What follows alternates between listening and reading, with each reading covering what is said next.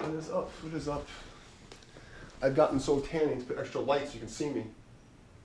That's racist. All right, I see that some friends and some stalkers popped in. Make sure you, I know I have my favorite stalkers that they come and immediately jump in to download the video. What's going on, guys? I've had a day. I've done things. I've been places, seen people, seen things no man should see.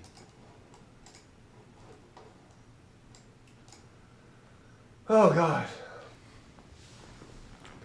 Make sure we're doing the thing. It was beautiful outside down here though. Let's see. The mic on? The mic's on, alright. We're doing the thing. The mic's on, alright.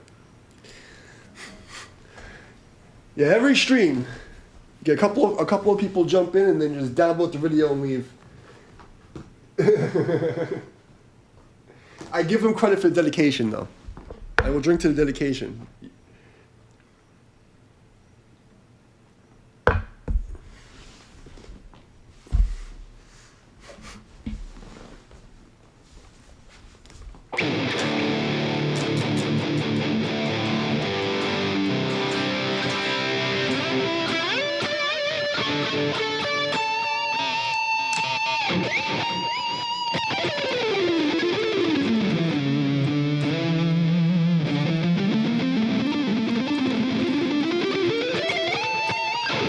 I need to warm up bad. Oof.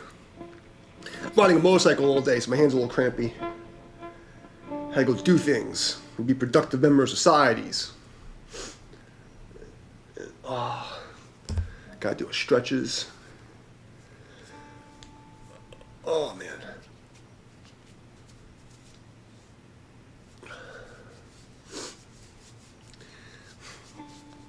Yeah, I'm a bad example of a guitar teacher. Like, well, I haven't taught guitar in 10 years, but I just come on here, no warm up, just start blasting.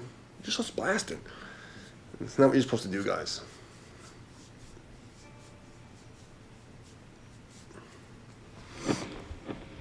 Don't beat me.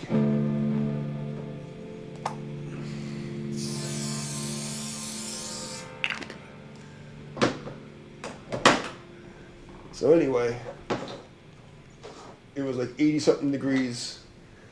I got to ride my motorcycle and sweat my balls off. Go deal with humanities. No.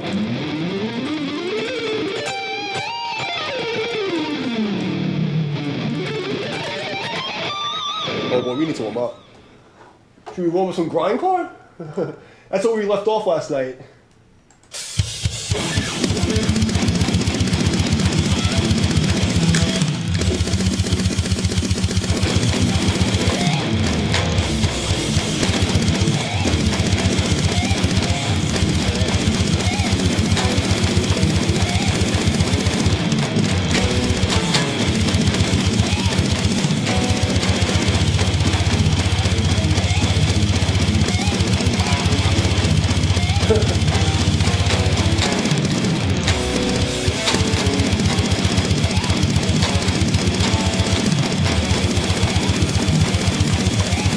I can't do shit. Oh, there we go.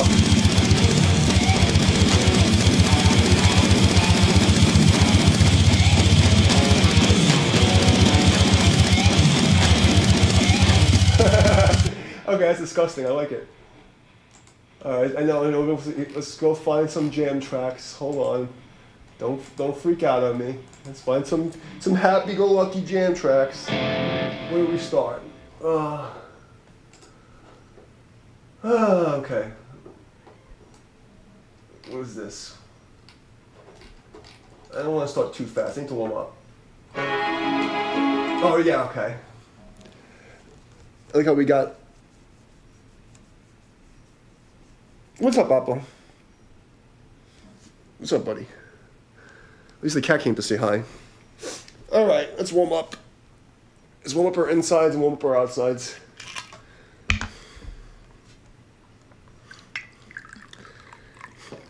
And this is the only salvation from a world of crazy people. Sit in my little studio with my cat and play freaking jam roulette. They should make this into a game, like some kind of game show, you know? Let's see. Let's do something easy. What?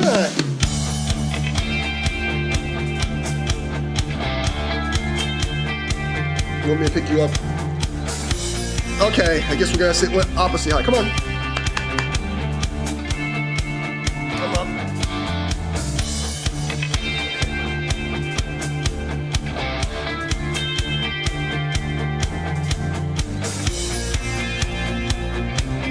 Up this side, you want to say hi first.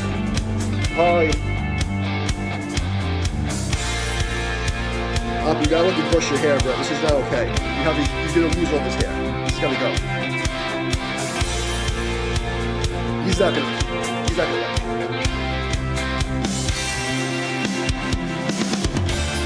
I don't want to hear this shit. So this is what we're doing, huh? This is what we're doing? I guess this is what we're doing right now.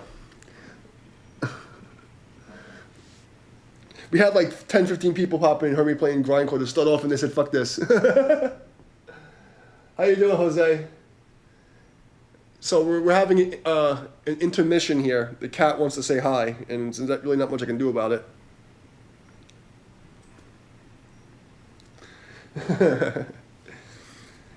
You let me play guitar, bro? Thank you. Okay. Thank you, buddy. All right. All right. What kind of music do you like, Jose?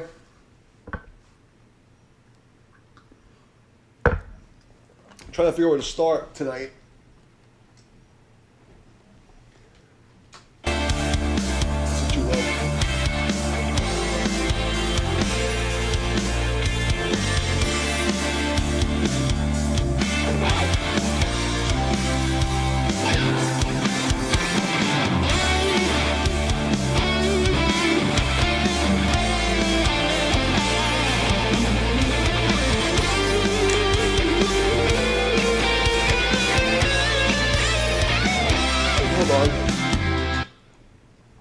Why is this not loud enough? There we go.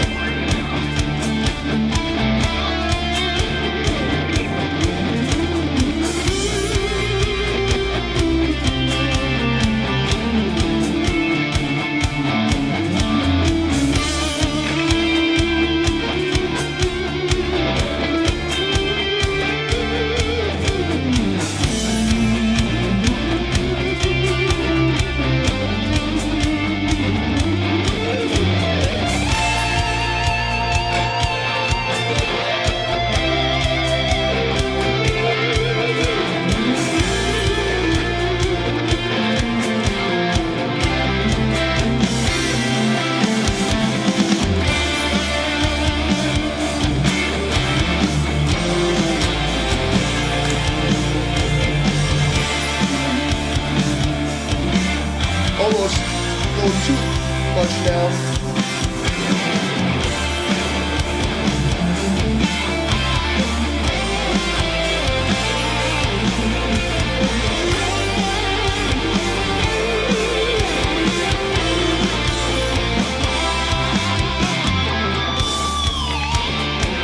Okay, that's better. I can hear myself kind of in tune.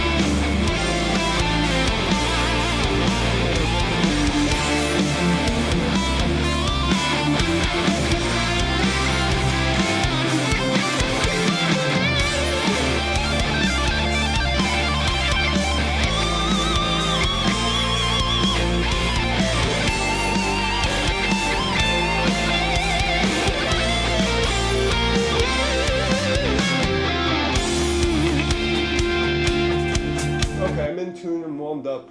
Enough of this shit.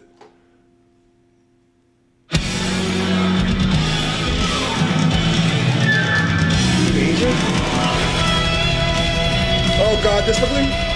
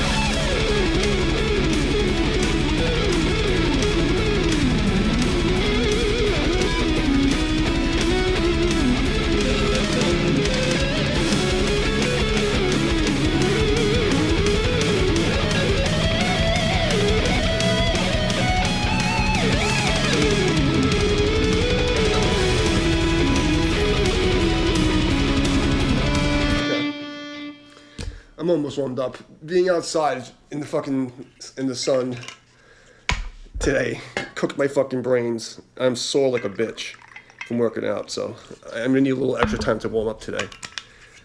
I'm not feeling it. Oh god. I don't know if you ever like worked out and then got in the sun and like sweat out all your moistures and then your muscles just feel like beef jerky. Oh, 'cause that's what I feel like right now. I feel like my body's like, ugh. But, you know, it's a 555-pound motorcycle. I think it's 450, 500 pounds with gas in it. It's not like ridiculously heavy for a motorcycle, but after a couple of hours, it's fucking heavy. You get fucking tired.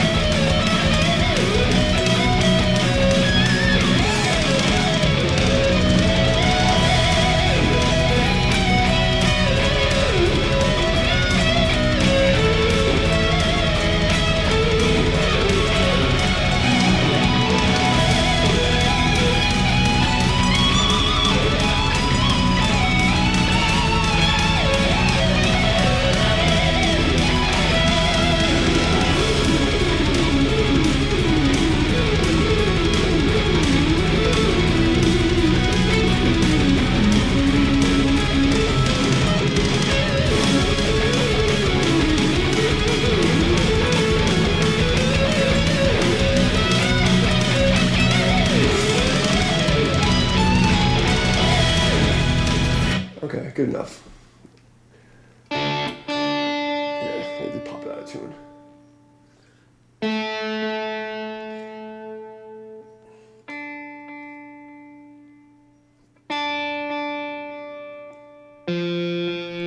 Yeah, I beat it out of tune. That's what happens.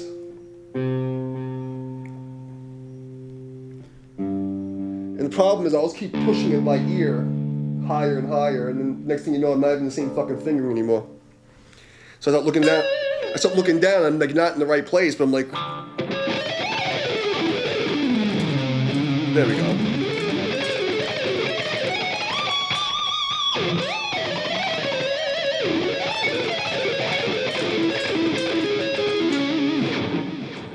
Okay, try it one more time.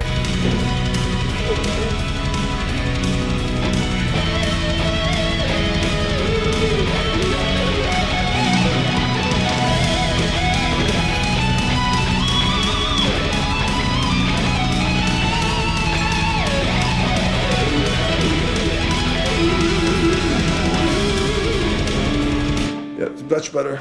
Good enough for me. Okay.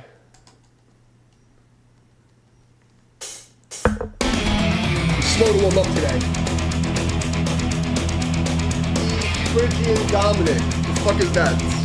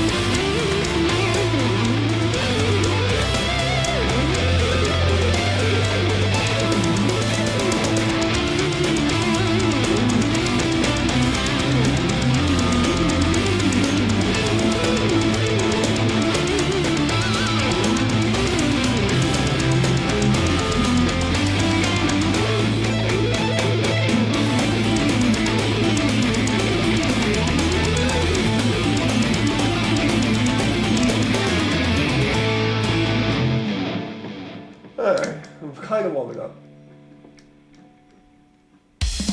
Melodic power metal. Got no one cares. If I fuck up today. What is this? E flat.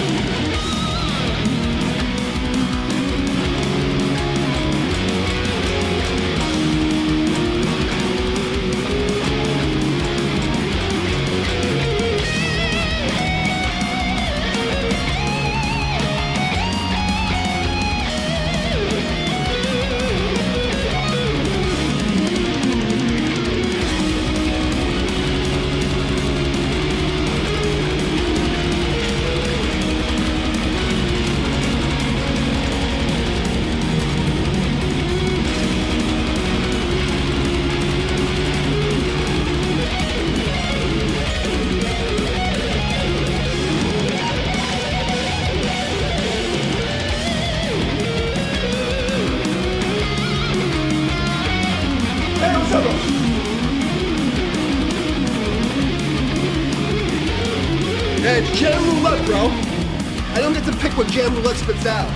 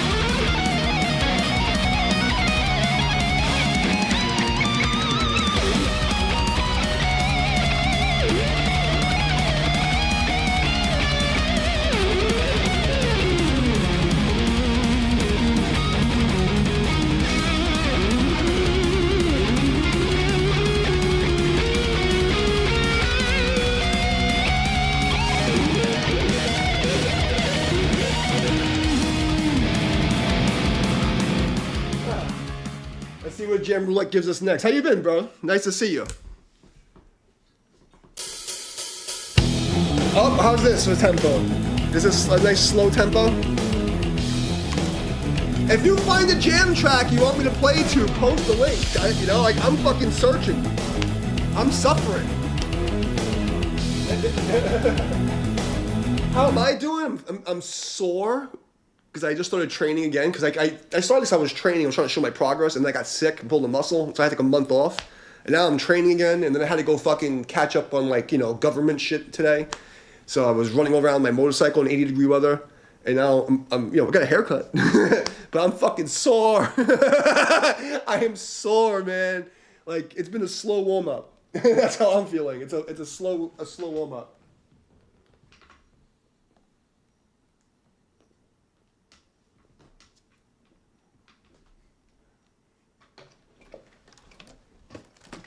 But we're getting there. We're getting there. I mean, I'm gonna have to give in and start recording again. I took into consideration what you were talking about, like other people's ideas also. So I mean, I think I'm almost ready. Like my technique is like good enough for what I want to do, but I want it to be perfect. Like, nothing pisses me off than when you hit the record button and it's not on. What do I mean? You're the... Oh, yeah. Yeah, the 3 EP thing. I thought about that. I was thinking about that. Yes, that idea. I thought about it. I considered it. I consider it. Listen, I listen to, anybody. Even... That's how I got... The secret's how I got so good at, Kung Fu and stuff. Because I used to go and sneak into, all these places and make believe I didn't know anything. I was already, Grandmaster level, and I would go to, these, other clubs and meetups and wrestling matches, and I would go in I don't know anything. And I would play against people who were any rank. And I just steal ideas from everybody. It doesn't matter. So even if I think somebody's an asshole, I'm gonna listen to them. And I'll think about it, and then I'll be like, hey, this guy's a jerk off. I'm not gonna, but I still listen. But that was the whole point. It was I was supposed to be recording already, and I just kept getting sidetracked.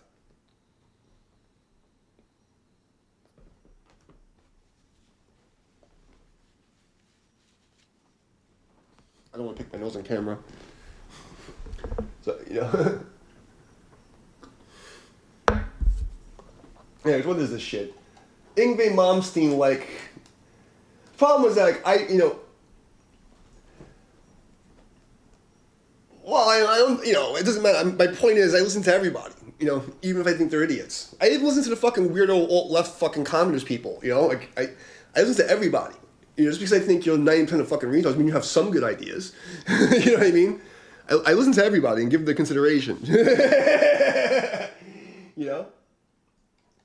Because even when you're in New York, you pass a lot of crazy, and sometimes the most prophetic shit comes out of the crackhead's mouth on the corner. He'll stop you and tell you, son, back in my day, wearing 2 left boots in the snow got you. He'll tell you some weird shit, and then you'll be like, oh, wow. All right, what am I doing here? The problem with Yngwie Malmsteen is, he does, I'll try that. He does, old 2-string arpeggios. I never do that. I always do big stuff. And, you never really sound like him.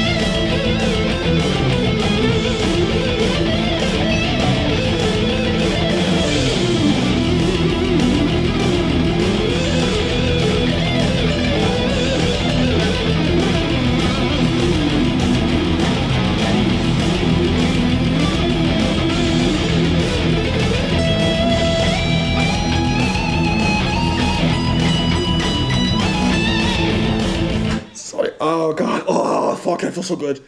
Oh, I can't take it. All right. Oof. Oh, I just got a haircut and I just got the itches. Oh. Oh, God. I know I have a cat, but I feel more like a dog person right now. Any suggestions what style I should play today? Oh, my God. It hurts so bad. I couldn't take it anymore. Nobody's here. Nobody cares. You don't care if I fucking... I'm just fucking off on this bullshit. You don't care if I stop. I don't know anybody doing press tonight.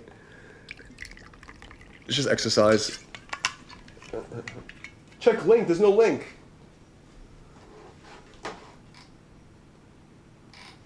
It didn't post a link. It might not... You know, you know what?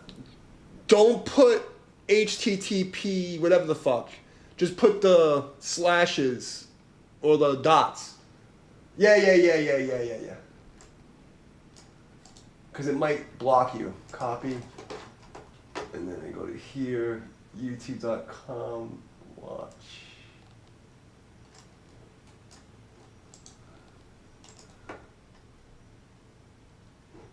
What the fuck happened here? That's not what I wanted to happen. I didn't ask you to do that.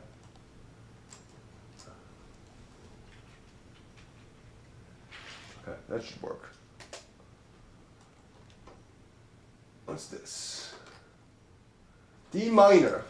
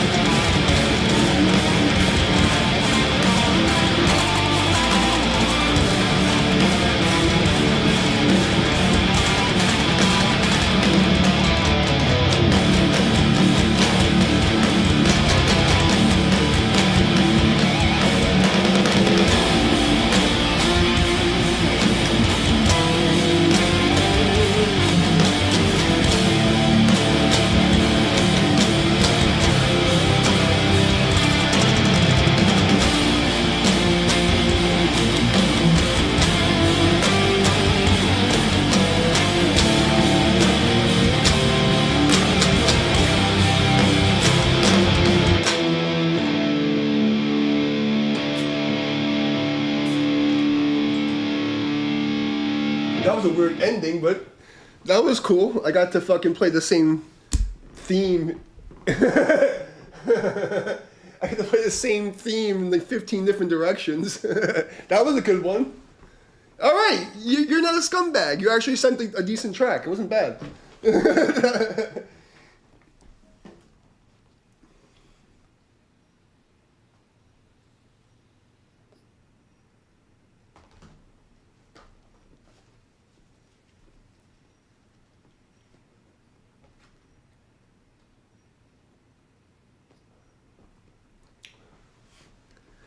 Most of the people come to like, can you play Freebird? Or like some rap song.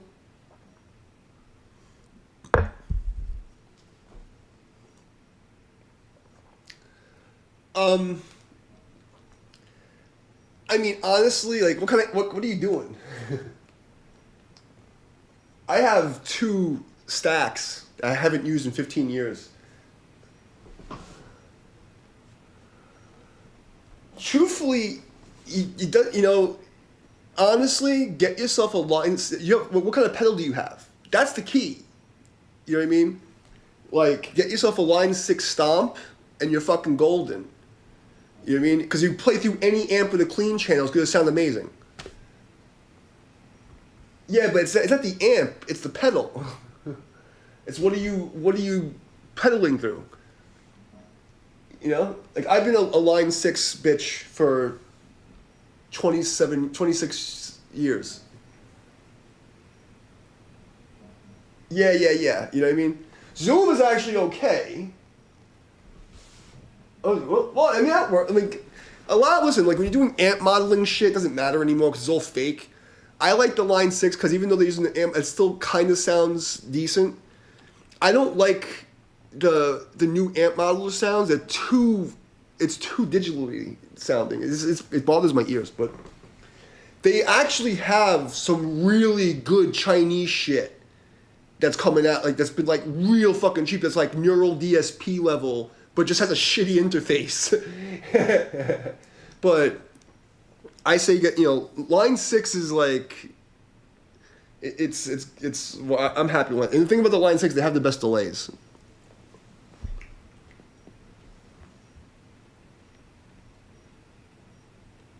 Yeah, no, I mean, you don't really need, like, I have the fancy one, but you don't need that.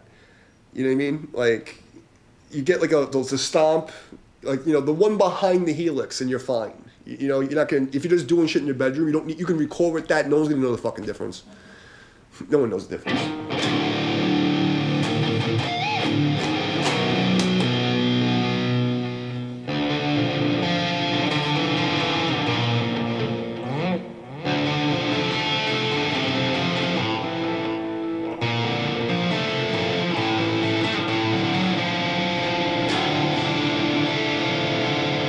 Still kind of in tune. Yeah, but I have a line 6 rack and an 11 rack in my road case, and then I have a line 6 spider head with the Bogner tubes. The spiders suck, but this one model, the spider with the Bogner tubes, was just fucking awesome. Like, it was weird because, like, I didn't like it, but like something about the tubes and that shitty distortion together, it sounded 3D. When I was on stage playing with that amp, it just had this weird, like, I can't explain it other than like the distortion sounded 3D because you had tubes and solid state together, and it had like this layer. It was just like epic. But yeah, the line 6 is my favorite. You never go wrong with line 6. I mean, the other stuff is good, for different reasons. But the Kemper shit's overrated. You don't need that. It's just too much. And and you don't sound original. Just like you're just copying other people's sounds. But at least with line 6, like, you can make your own sound and sound good, and it's not difficult. And you can get the program for like $100. Like I got the program for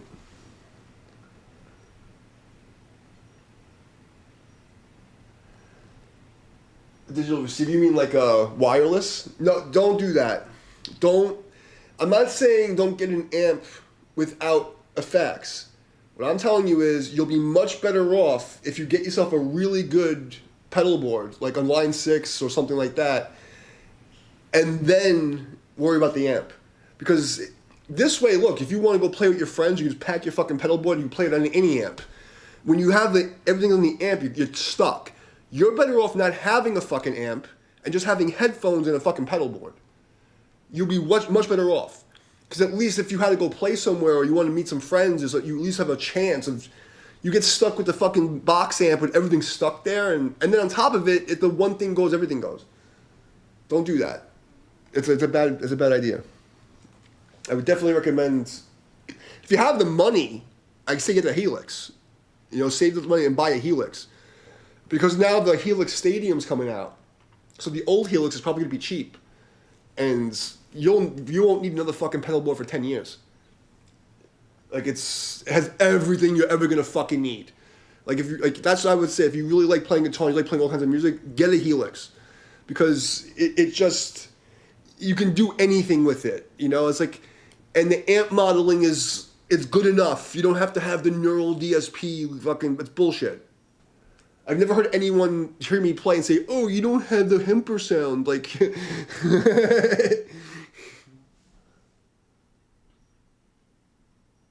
Yeah, that's what I'm saying. You can plug your headphones in and then, like, you know, you don't need an amp, you know, like, and then you can get an amp later. But if you're stuck with the amp, you know what I mean? It's like you have, and then you don't have as many, it's not good. Like, if you really like to play, like, you know, I always tell people, like, you know, because I used to teach at this music store, a big music store. I taught there for a while, and I had a couple hundred students. And it would be like, you know, don't do that. You know, like get yourself like, you know, like a little effects pedal and get yourself like any amp, because like if you have an effects pedal and then you want to go to like a jam place with your friend's amp, you have at least, you know, your sound's gonna be somewhere. If you get stuck on the amp sound, then you get used to that. And that's another thing about guitar, it's fucked up because you're playing the effect. And that's why I don't like this new wave of recording where like you play direct and they change the sound. No, like because you're playing that sound, you're playing that distortion. So if you change the distortion, you're not really, you might have actually played different notes, you know what I mean? So like, get your sound, like, cause like your pedals are your sound, you know, and the amp like is a little color. So like, if I was gonna spend money on anything, I would spend money on my effects and make sure my effects is right. And then, you know, the amps you build up later. You know, that's my opinion. And a guitar, you never want to spend more than like between $300 and $700. Is like the good spot for money on guitar. Anything after that, you're just paying for fucking some name or some coloring or some shit. It's very rare that you spend more than $700 and you're getting anything that's like gonna affect your playing. I'm not saying it doesn't happen, but once you get to like the $700 like range, $650, $700, it starts to not really, like there's like, you know, there's off things where it's like, okay, that really feels good, but like I played like that, what's it called, Son, whatever the fuck, the new thing where like the headless guitar, it's like everyone's playing them now, and it goes, oh, so good, and this fan frets, and I'm like, I played it, I'm like, it's okay, but I'm not paying $2,500 for this piece of shit. And on top of it, they have this fucking, and they don't even have a back plate, the springs are, it's just fucking ghetto, like, it's just ghetto. Like I forget the name of the guitar, Steinberg or some shit like that. And it had like the headless with the fan frets. And I played a couple of musicals. I'm like, this is a fucking piece of shit for $2,500. I'm like, this is not $2,500 worth of guitar. It's just not. And like all these, I see these guys on TikTok playing them. I'm like, you guys are fucking retarded. It's definitely not. Says he? I never even heard of that, but I just don't recommend this, like, you know, it. I mean, I also work for music, so I got discounts, but even still, when I look at the list price on a guitar, like, I always, like, once I see $600, $650, for the last 20 years, I'm like, okay, now I start being really suspicious, because the playability of a guitar, for functionality, be able to go and tour and play shows, is $300 to $700. Right, that's where like you get like the standard operations. Like, you know, you can go on stage, it's gonna do the job. No fucking nobody in the audience can be like, oh, does he have ivory inlays and tone wood? No one gives a fuck. $300 to $700, you can do everything you need to do. You get everything you need. It's just once you get past that, now you're getting to like pretty colors and fucking weird stuff and extra shit and. Yeah, I never heard a guitar needs special strings though.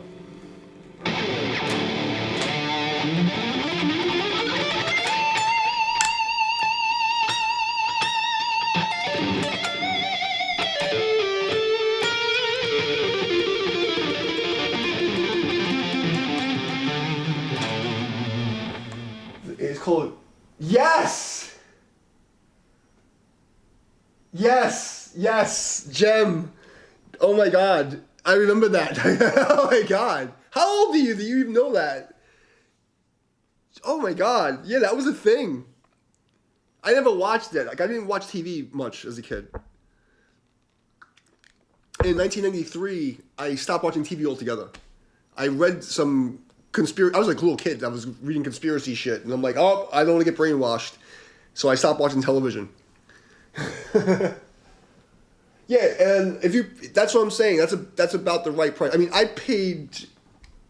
This was like $9 change, but I got it for $600 because of the sale. This is a custom guitar, like, you know, it's fucking Halo custom. There's supposedly only one of these, and you know, it has good pickups and all this stuff. So I paid, you know, but if it was more than $700, I wouldn't have bought it. And it was like, I think the list was $9 or something like that, and he gave it to me for $6 because I knew the guy. Big Kev, what's up, man? 48. Okay. Alright, so you're around my age. So that's why. You're Gen X. Gen X in the house. Big Kev knows the deal.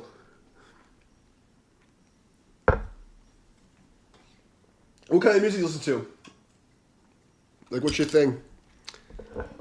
The Jam Roulette, I just pick up random shit and just solo to it, so don't, you know. And I was just telling this guy from Brazil not to waste his money on bullshit guitars. If you're from America, Kev, because you probably know. I used to teach for Sam Ash. If you hear Sam Ash, they just closed down, but I think they're like the America's oldest music store. And I was in college, my second year, my guitar teacher got me a job teaching for them, and I taught for them all over New York, like all the stores in New York for like 10 years. Okay, yeah, so we're the same age about.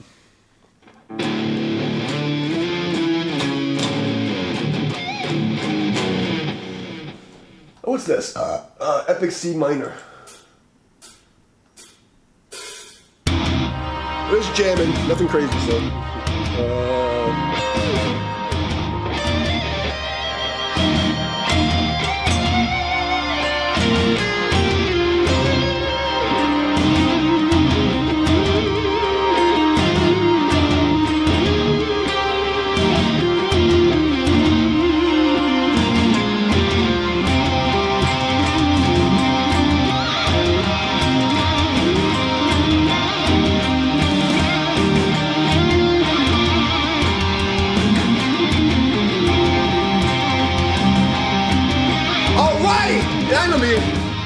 Now I remember you. The Suffocation guy. The dude from Texas. Now I remember your name. Yes, now I remember your name. I was drunk when you fucking get. I remember what you were talking about. I remember your name. Okay, now I know who you are. Join Glass Grinder? What's that? You didn't tell me. No, you didn't tell me the name of a band.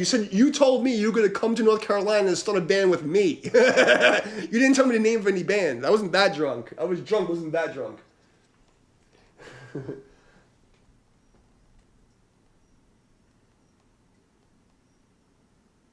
Yeah, I'm like, my autism, I don't know shit about gear, man. Like, one of my martial arts students left me 2 guitars. I got you might know what this is, but I got 2 really fancy guitars here that I haven't played yet.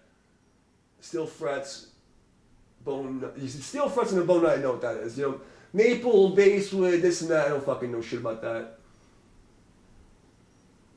$390 is a good fucking price.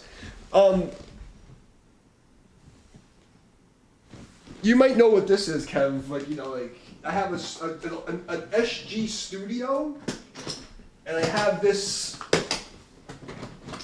This is not my guitar, and right now it's tuned to E, and I don't like tuning to E.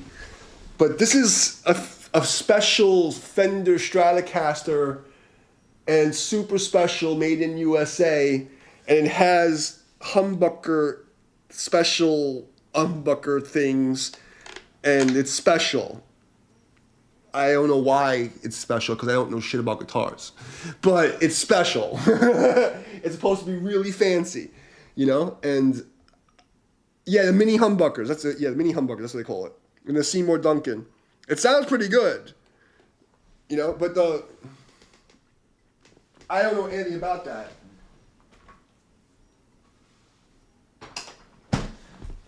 This big Kev, the big Kev just leave? Because I was going to show him the other fucking guitar. And then, this is the other one. So I showed you this fancy...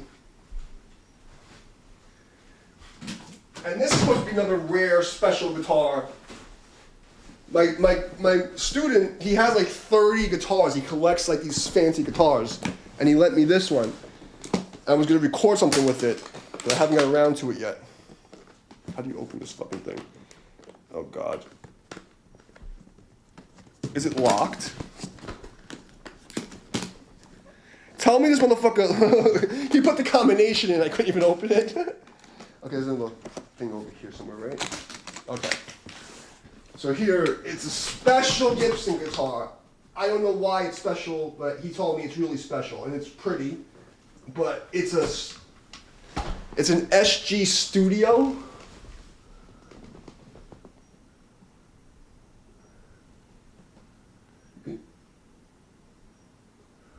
We can fix that, Kev. I'll help you out. But this is another special guitar. And it's like from like 50 years ago or some shit. It's an SG Studio. And it's really nice. It's like super pretty, but I mean, I don't look right playing these guitars, you know? Like it's not, but I don't know why, but I know it's like a collector guitar. But I said I was gonna record some stuff with it. And I haven't got, you know, obviously I just started getting back in shape. But I don't know enough about this kind of stuff. Yeah, like I always had, you know, when I was playing for real, I worked in music, so I had a guitar tech. So he thought, you know, and then I had roadies and shit, so they did that for me. I didn't have to know any of this shit. All I cared about was, you know, is my guitar gonna work? Can I shred? Okay, great. So I said to you, yeah, you know, but I don't even look like playing those guitars, you know? But so you were saying you're not really that good at lead guitar. I don't know, it's only because I can use a tremolo and So let me... Here's a trick for you, because you play grindcore, right?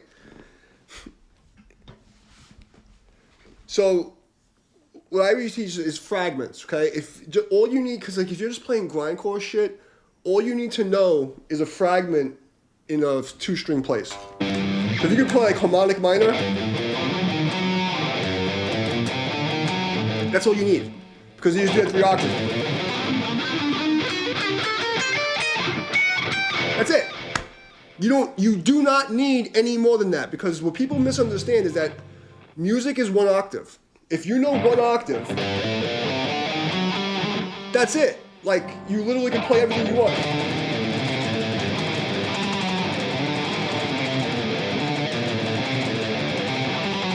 What do you need more than that for?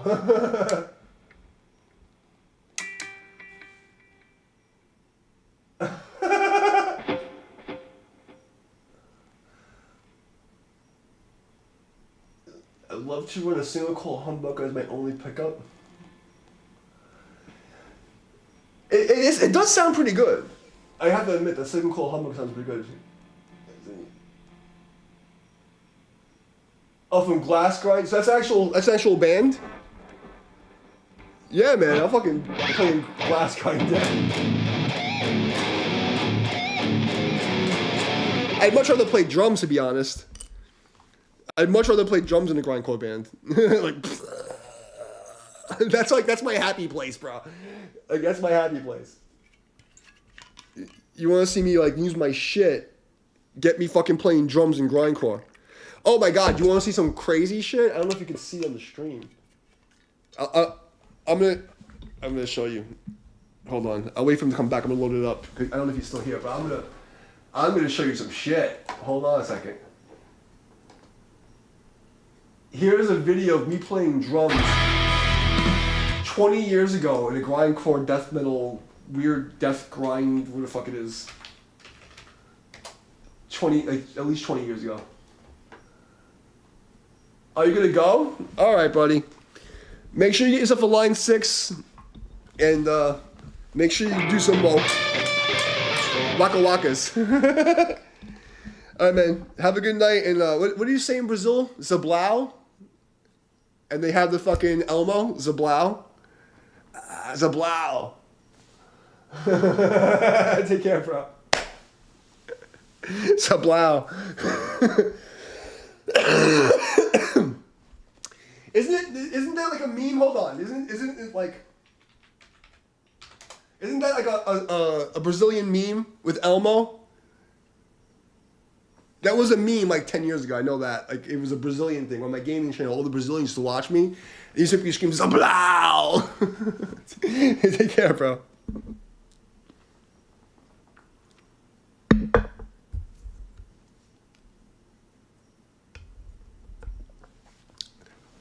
So here. Yeah. Give me what. Yeah, seriously, but did you remember what I'm talking about? The fucking Elmo meme? It was Elmo in fire, and he used to say Zablau, and it was like all the Brazilian kids were going fucking nuts. What do you say?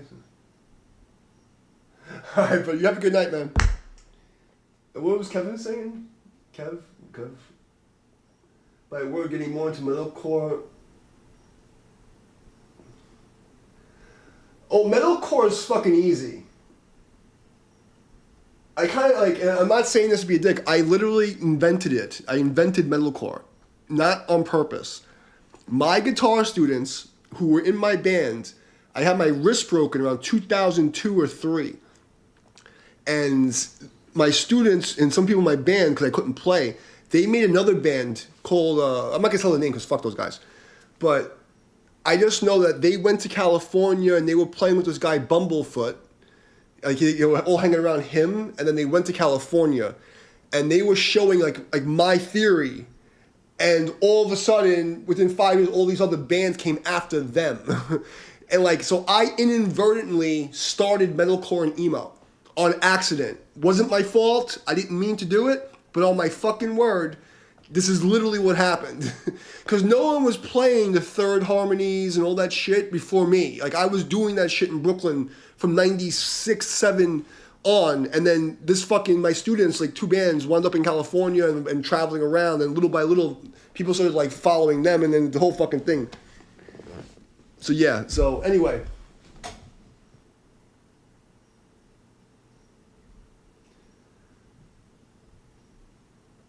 Honestly, I'd much rather play drums, but the problem is there's no money right now. You know, and there's nowhere to really play, because America's fucking metal scene is a shit show because the fucking commies took it over. But, I was in New York, I was in 15 bands. I would literally just play with everybody. I didn't give a fuck. You know what I mean? Well, maybe he lost his cojones and he's one of those trained gingers. Get rid of him, find a real drummer. You know? Zablau, that's it, Zablau. Alright, I'll hang out for a bit then. Zablau is X, thank you. That's it, Zablau. I spelled it wrong. Augusto, my man, he knows what Zablau is. That was it, Zablau.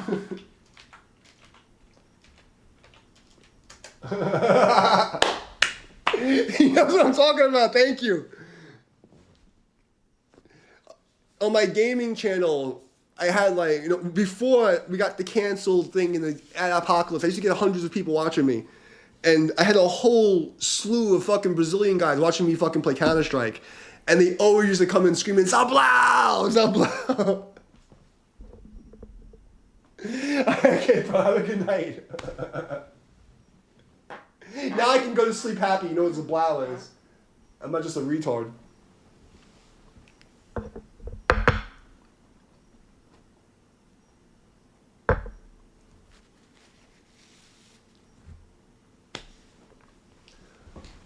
Let me see.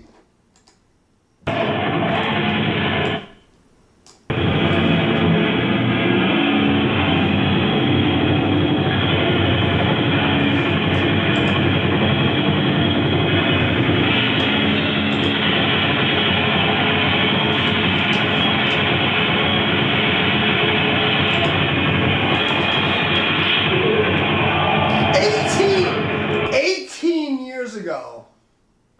Holy shit. I have a video of me playing drums 18 years ago. What the fuck? Okay, I'll give this guy a minute to come back. He said he's switching his phone. That'll give me time to stretch my legs. Oh my god. This is a video of me playing drums 18 years ago. What year is that?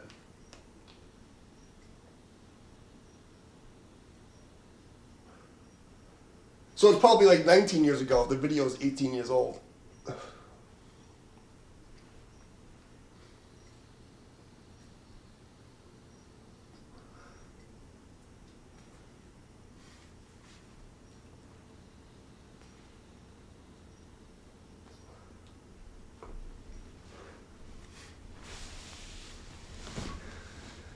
Holy shit.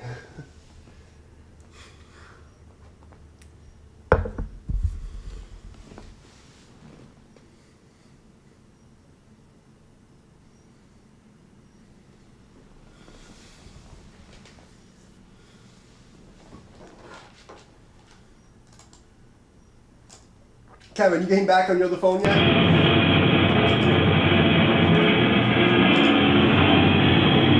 That's me playing drums 18 years ago with a band called Blasphemy.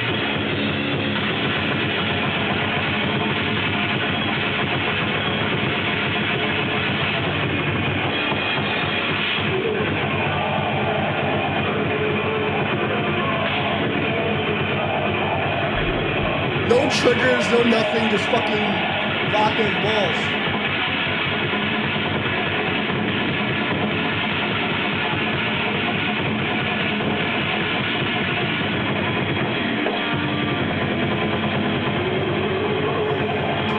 Oh my god!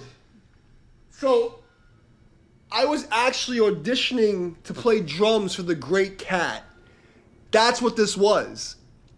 There was an audition to play drums for The Great Cat. I was in college, and she had a thing, and then I missed it, and then afterwards I had another thing. So I was going to play drums for this crazy bitch who played like Beethoven. I don't know if you've ever heard of her. But, yeah, so basically, there's this girl, she was a fucking hot, crazy bitch from Long Island. And she used to play like Bach and like Beethoven on guitar, and she was like really underground. But she's fucking hot blonde chick. She just spit blood everywhere. And I was going to play drums for her, and I did the audition tape, and then she just fell off the fucking map again because she was crazy. But, women. But that's what this was. This video was going to be the audition for her fucking thing.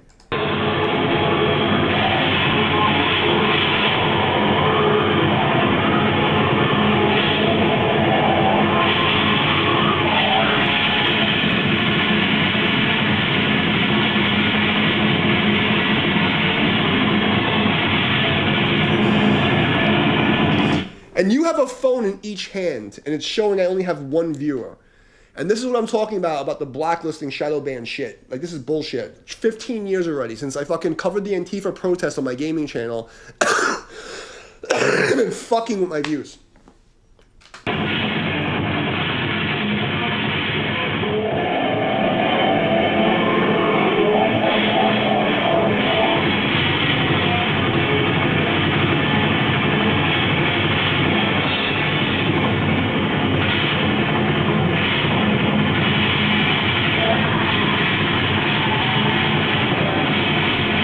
Disgusting. Just pure fucking disgusting.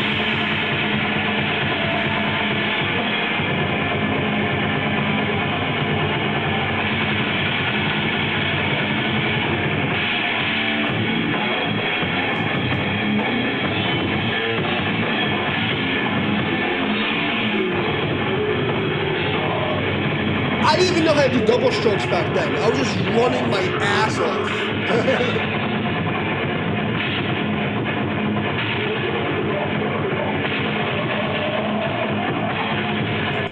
just fucking fucking running my ass off like a fucking maniac. Those are the days. Like, those were the happy days. I miss that. You know, fucking. I used to like work. I basically lived in this fucking studio called Fast Lane Studios in Flatbush Avenue in Brooklyn, and that's where, like, all like the cool people that played metal in those days were. And I was like, you know, and it was just there was just crazy stuff used to go on there. But yeah, in those days, all I fucking did was just play blast beats and fucking do crazy shit. Okay.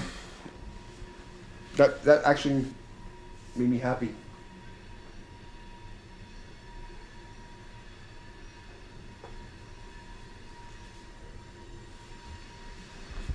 I probably should do like a real solo so people don't think I'm a loser.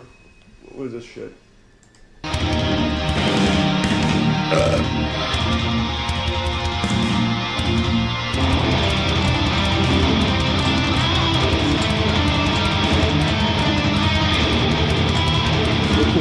What key am I in? I should do real solo. I don't even know what fuck key I'm in. What am I doing? Dun dun. When the king of dun dun.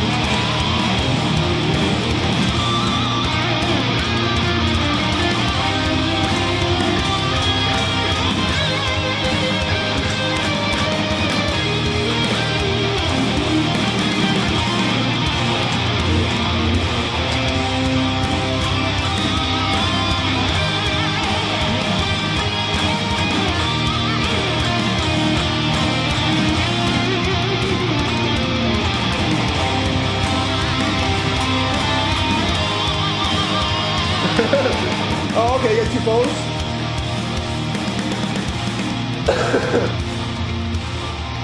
Oh, you're on the other stream. Okay, now I see. You're on a different stream. I can see you here, but I normally don't look on the bottom stream. I think this message don't think much.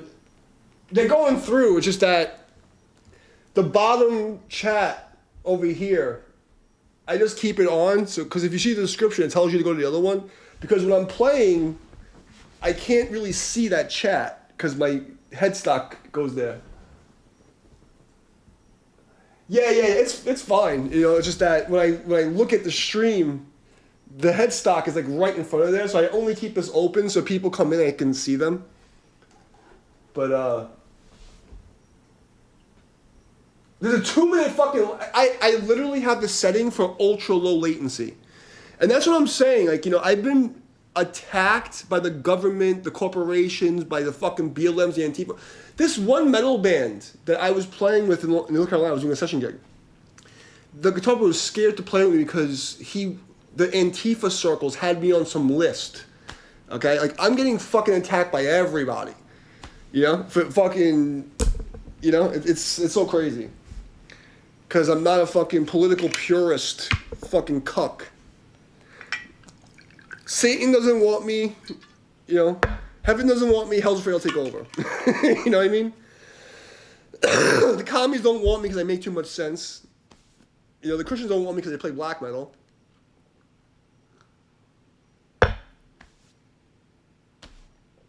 The government's afraid of me because I'm a ninja, and the corporations know I have a big mouth. So like I'm fucked.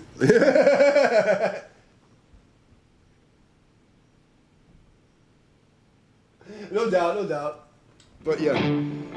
But yo, if you play like grindcore, like I'll help you out. Like, you know, like it's not a big deal because you don't need much to play grindcore. Like, you know, like another stream or something, I'll show you some shit.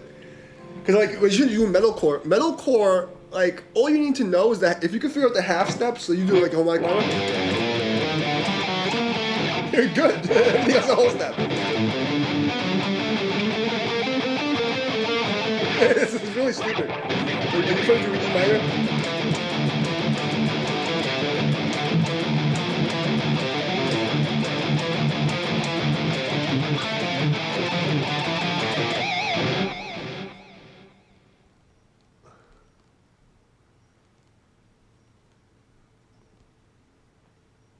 Use it. What button?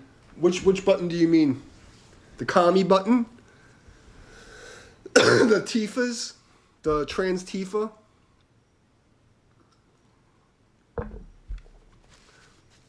I'm so disgusted with all of the fucking everybody. The right and the left, the farther sides of the fucking coin, I'm disgusted with them. You know, you get the fucking liberals, weird progressive commie people are fucking weird and ugly and fucking nasty and unfriendly.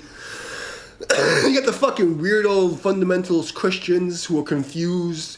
They think that Jesus is supporting Israel. Like I'm just like stuck in the middle of fucking retardation. Like I don't know what the fuck to do. Like where am I gonna fit in the middle scene anymore? No one cares if you're good. No one cares if you know. There's like, oh, do you suck this dick? Can you suck this dick? It's like on the left you have transgenders, and on the right you have transsexuals. At least the transsexuals, like the lady boy, at least they fucking look like girls. The fucking guys on the left are just fucking ugly guys in dresses. You know, like this is the same fucking we're dealing with. Oh, heaven doesn't want me. Yeah, that's a good button to have.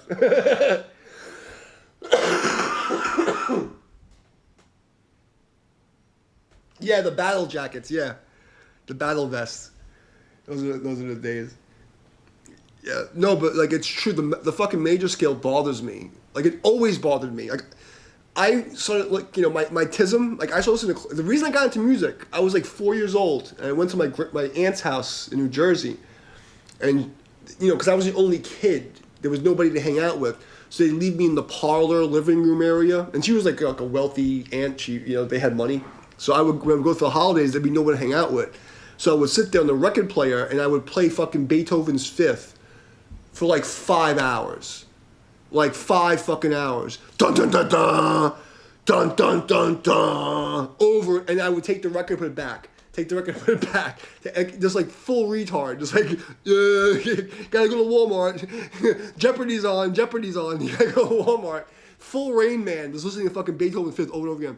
And then Thundercats came on. I remember saying, why isn't that inside there? And no one ever answered me.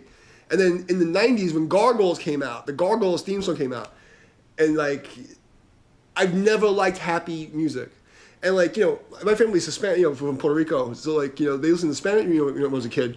So like, there's no major scale. Like even the happy stuff is not really major.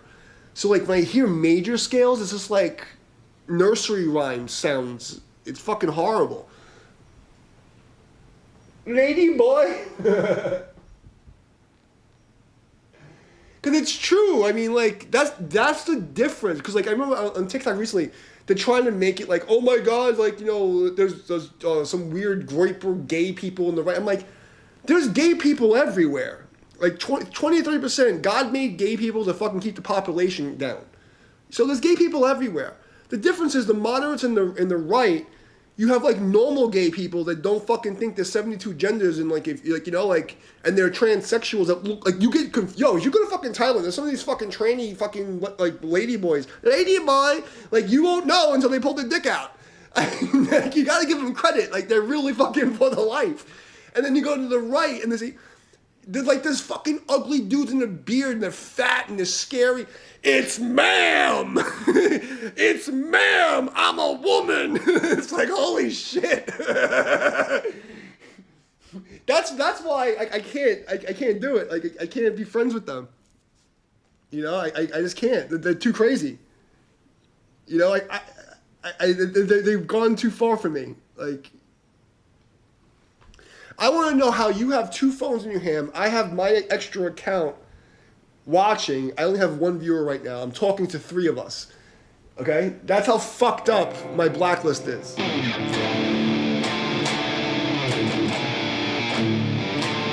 I'm getting fucked by the communist transgenders, not by the lady boy.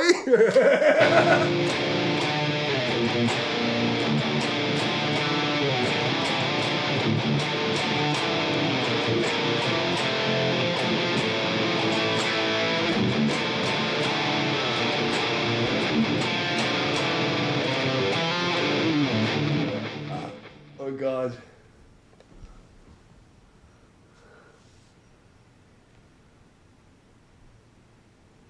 Dude, but that's the difference. That's how you know if someone, if like you know, because like I used to host the craziest. Like I did security. I ran New York for a while. I was really famous in the underground. I'm not just saying to be like, oh, whatever. I'm talking about like I really was. I had a big name. Like I ran New York. Like I ran all the parties where it came down to like, you know, goth fucking fetish parties, metal parties. Like I did all the things, you know. And around 2012 to 16 is when it switched from like transsexuals and trannies to this weird communist transgender people. And transgenders and transsexuals are a completely different thing. And that's where you see like the gay conservative people who look normal and talk normal. They're like, what the fuck just happened? And that's the difference. Because you have these people on the left are like weird demon worshippers who like want to invert every single thing in reality. You know what I mean? Like, and then if you don't agree with them, you're like anti-everything and they cancel you. And that's why, where am I going on the metal scene? Because the metal scene was infected. Like, how many bands got canceled because they said something in 2009? They called somebody a fucking retard in 2009. This band, you got to cancel him. Like, we used to beat the shit out of these people. These are all the people that in the metal scene in New York were not cool enough to come to the party, and if they came, they got beat up. And then now there's they all gang together. Now you have a fucking gang of all like the short bus people who are like ugly and uncool, and somehow they took over. It makes no sense. Like the most uncool people in the world are like somehow controlling the narrative. Like literally the most uncool, ugly fucking people you could ever meet. They're antisocial. They're always causing troubles. And then top of it, they can't even fight to back up the shit. And so you have all these like weird attacks because they fucking can't fight.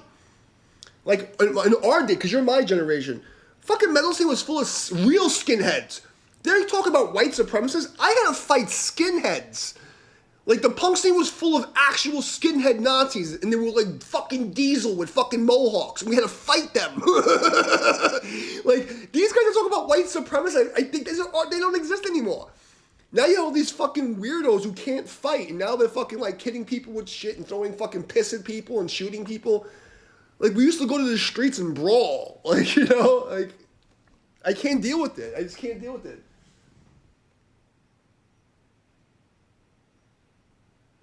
Yeah, but you see what I mean. Like, this has been happening to me. There was something called the Adpocalypse on YouTube, right?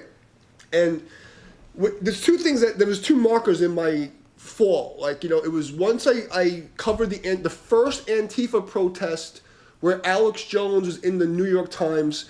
I had 3,000 something viewers watching my live stream, right? Talking my political shit. And that's when YouTube started fucking with my channel. Then I came up with an anti-cheat that was infallible using machine learning that would stop all cheating in first-person shooter games. It would stop all cheating. But I went up against $1 billion industry. So I pissed off Antifa, I pissed off the government, and that's where my YouTube problem started. You know? And I had like roving gangs of people threatening my life, fucking telling me you're never gonna make it because we didn't have people on YouTube behind us. All kinds of crazy shit, you know?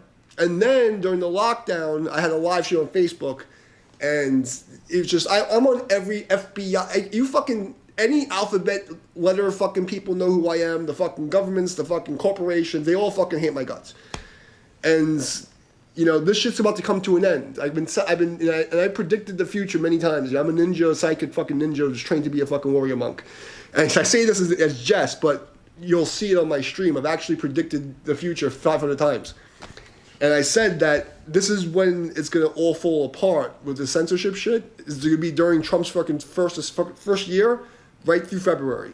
And that's when it's going to start being exposed. All the people that were making fun of me, oh, you're crazy. You didn't get canceled. You just suck. You just suck. You suck at life. Nobody likes you. I told you the story, right? Of me at Slayer. My first real show. My first real show was Obituary at L'Amour's. But my first real show was Slayer, Corrosion of Conformity, and Fear Factory at the Roseland in New York. And I thought I was gonna die, bro. There was just fucking like real skinheads and real biker gangs and real motherfuckers. And I'm like between 14 and 17. I was probably like a red belt at the time. And I just remember I was with this girl, Judy, my karate, guys from my karate clique. And I was with this girl and we were in the pit. I think we were watching, Slayer just started. And I just remember like this is my first time seeing Slayer. And all these like fucking jacked skinhead motherfuckers and biker dudes start moshing. And we got run over. And I just remember I lost the girl. And then next thing I know I got like booted. And I'm on the floor. And there's just feet run. And I couldn't breathe. And I snapped, and I just somehow got up, and I started blasting people. And that's why I started the hardcore thing. Before this, there was never any mosh pits with people doing karate in the mosh pit. I fucking leveled people. I was wearing combat boots, and I'm doing like best of the best Taekwondo shit. Like, not this fucking bullshit you see now. I'm talking about like the old school shit. I'm fucking flying around, blasting motherfuckers. And I just remember like this blood everywhere. I'm fucking sweating. I'm like, what the fuck? And the guy, he stops the show and he's like, yo, guys in the back who got kicked in the head. You can't do that. It's the guy, the lead singer for Slayer, stops the show. And he's like, the guys got kicked in the back in the head. We're brothers, man. You can't do that. Like, the cops came, the ambulances came. It was bad, bro.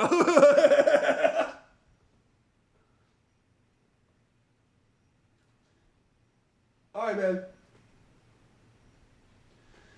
Oh, it's much worse. My real story is so bad. Like I was like psychological operation experiments, like all kinds of crazy shit. Like I pissed off everyone. Everyone hated me. So, all right, man. I'll catch you if I'm still here because it's getting late. But we'll see what happens. I may hang out for a bit. Because it shows me one view and I can have who knows how many viewers. I watch my view counters go backwards. So we'll see what happens. I gotta check my.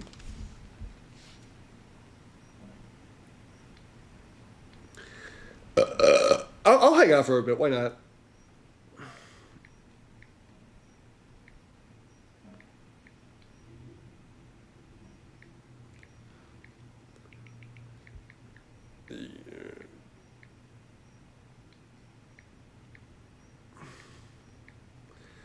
Oh, yeah, okay.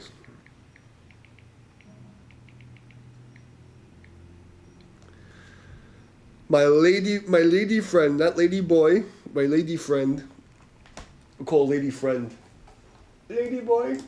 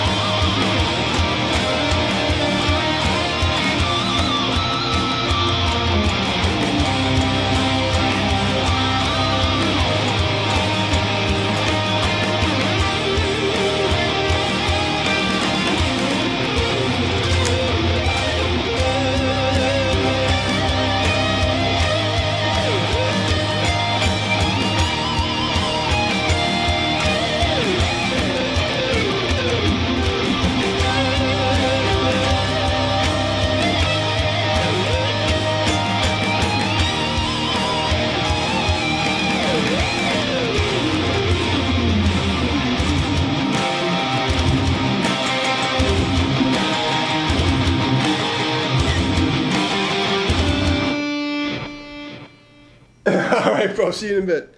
That's exactly what fucking Slayer was for me. In my day, the metal scene was filled with gorillas and fucking animals. Fucking animals. And that's why, you know, all these fucking pussies online came after me. Fucking feminized cuck guys that did not survive Gen X. They don't understand when what we survived, like what was normal. Like, fucking brutal. It was just brutal. The metal scene in Gen X was fucking brutal. I mean, now you have like slam and like crowd killing, but like, that was like, that's pussy shit. It's all these pussy little fucking like bitches, like they like hit kids that aren't. No, you had gladiators, like jacked motherfuckers, just blasting each other in the pit straight up. Like it was. You didn't go after people that weren't in the pit. You didn't try to fucking kill the crowd. You tried to kill the people in the pit. And it was like fucking Roman gladiators, like fucking. It was brutal. It was fucking brutal. They don't even know. Disgusting fucking pussies.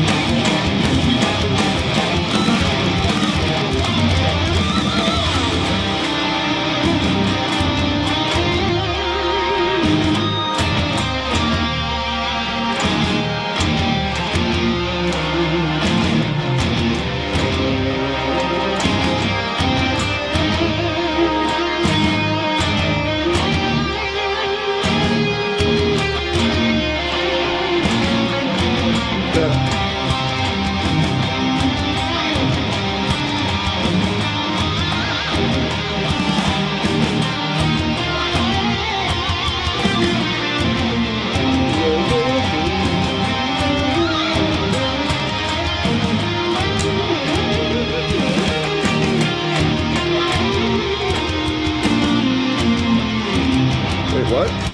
What's that? Oh. I just put some alcohol in my neck. It's fucking...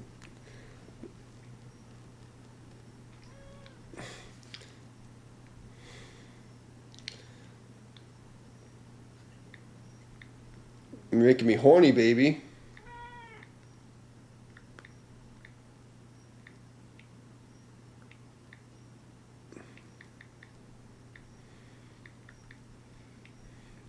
Up, I'm trying to send a text. What? Meow.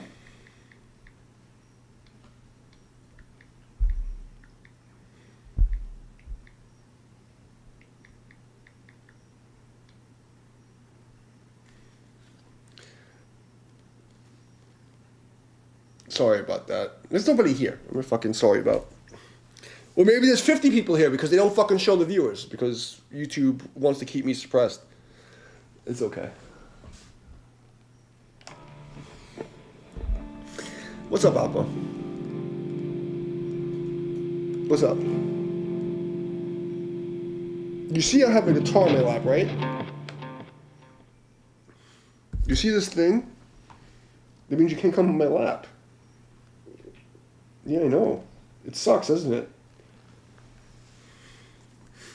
I don't like this stuff on your back, bro. We gotta do something about this. Where was I at? We're doing C minor.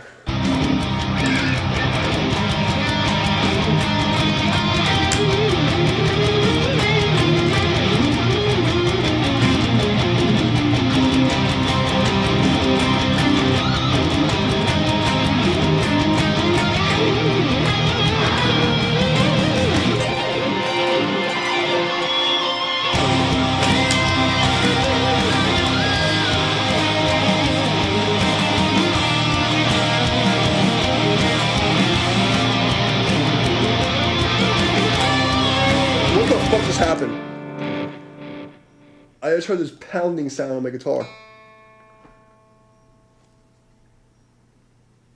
Whoa. Something just went out, like, bad. There's a boom.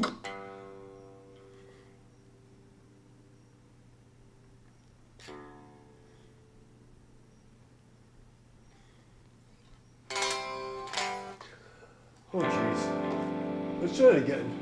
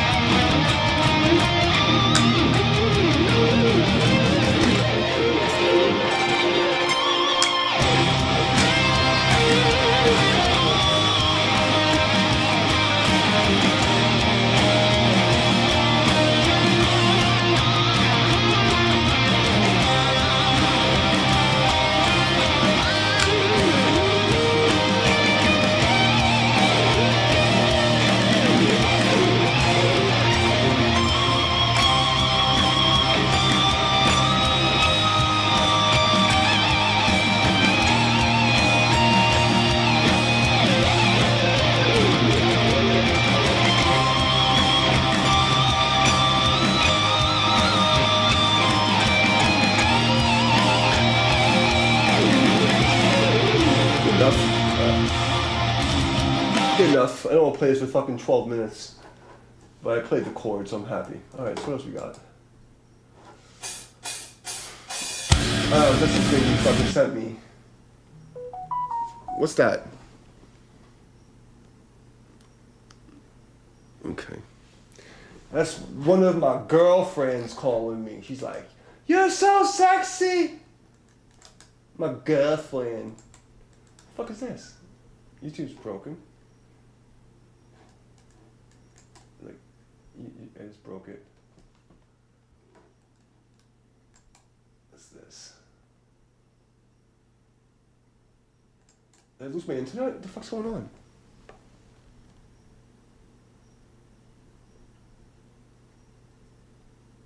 Am I still streaming? Okay, I'm still streaming. Okay. If I'm still streaming, why isn't that not working? I still have internet. I still have the interwebs.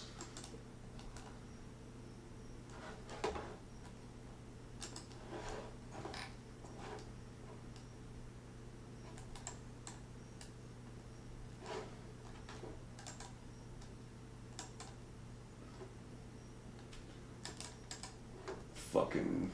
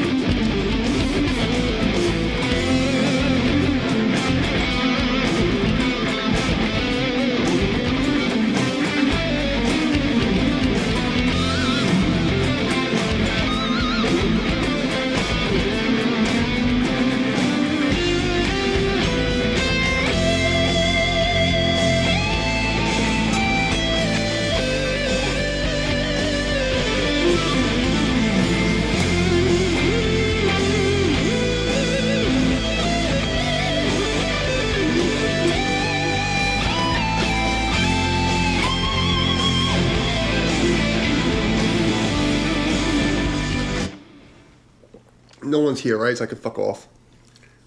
I'm itchy. This is fucking shitty fucking jam tracks. I'm not in the mood for this. Let's find something cool. Hazy Crunch Blues. I'm just gonna do that for a troll.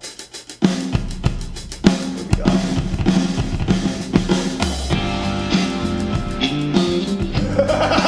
That's so shitty.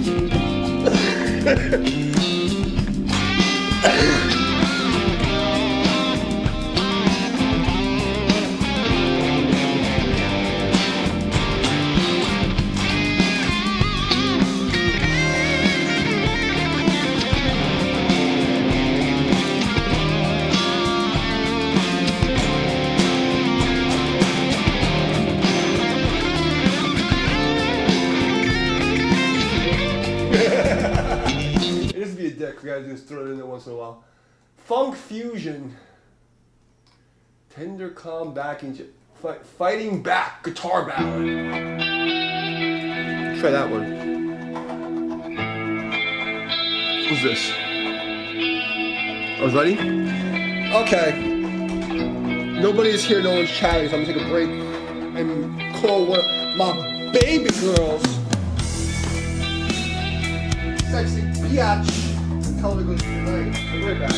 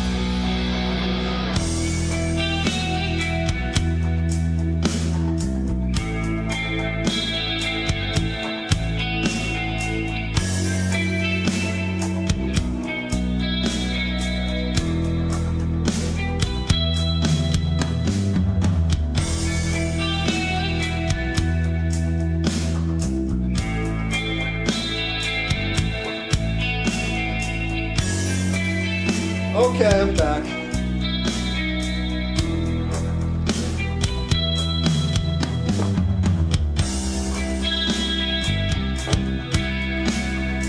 We're in the key of in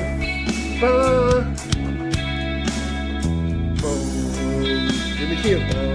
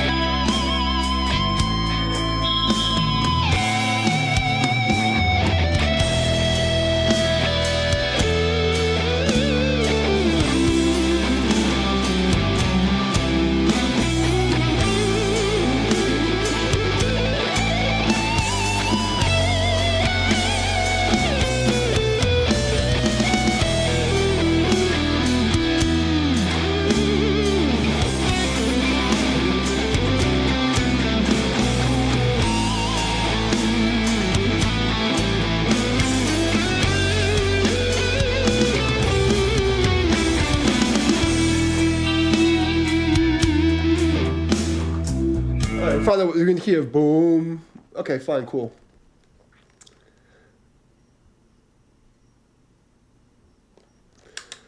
So anyway, I can never tell if anybody's here or not because I'll be talking to people and have one viewer, but I'll be talking to people and there's more than one fucking person in the fucking room. So I can't wait till Orange Man Bad God Emperor King Kek sent fucking fixes this shit and I get to sue everybody because I fucking know that I have a multi-million-dollar lawsuit coming up for the last 15 years. Like, I'm going to sue the ever-living fucking shit out of YouTube, Meta, to all these motherfuckers. They better just fucking, like, wrap up a fucking little gift basket of money for me. Because once it's like, it's too much already. You know, and I'm not like one of the regulars. Like, they fucking targeted me specifically. And they watch people target me. Death threats they weren't answered, all kinds of crazy shit. The fucking feds were watching the whole fucking time, and no one did shit. I'm owed millions of fucking dollars, okay? I should be able to retire in Thailand with a lady boy. Lady boy! Okay, I should be able to fucking retire in Thailand with the fucking money that the government owes me. Between fucking Meta and fucking Alphabet and all these scumbags, and then the gaming industry, I have like so many fucking lawsuits up my ass. And not even the music industry. Because the fucking people that stole my IP, like once I get a little bit of fucking money, I'm gonna fuck them up too. Like, everyone's gonna be fucked.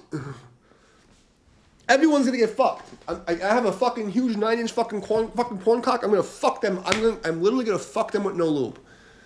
I swear on my fucking life. As soon as the little fucking crack in the door opens, I'm going to take my fucking dick and fuck everyone legally. And I'm gonna retire in fucking Thailand. Lady boy, lady boy. That's my fucking plan.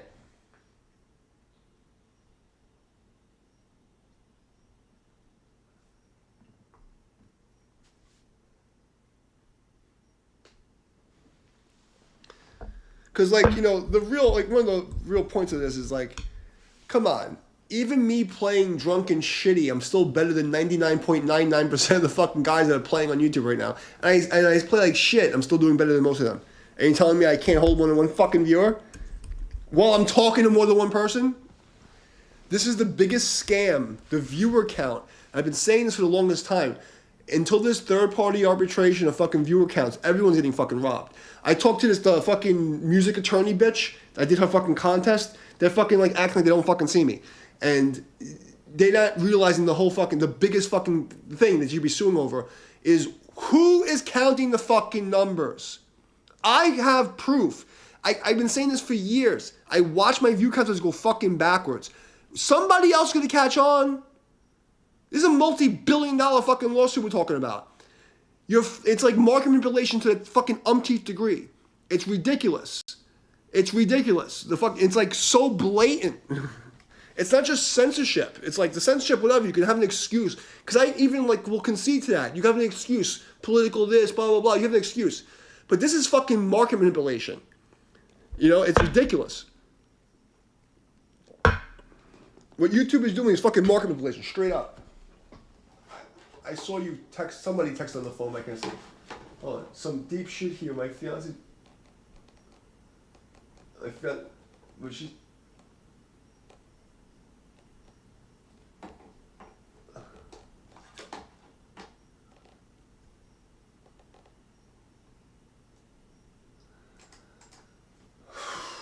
You know, I'm gonna be honest with you, bro, and it's gonna sound fucked up.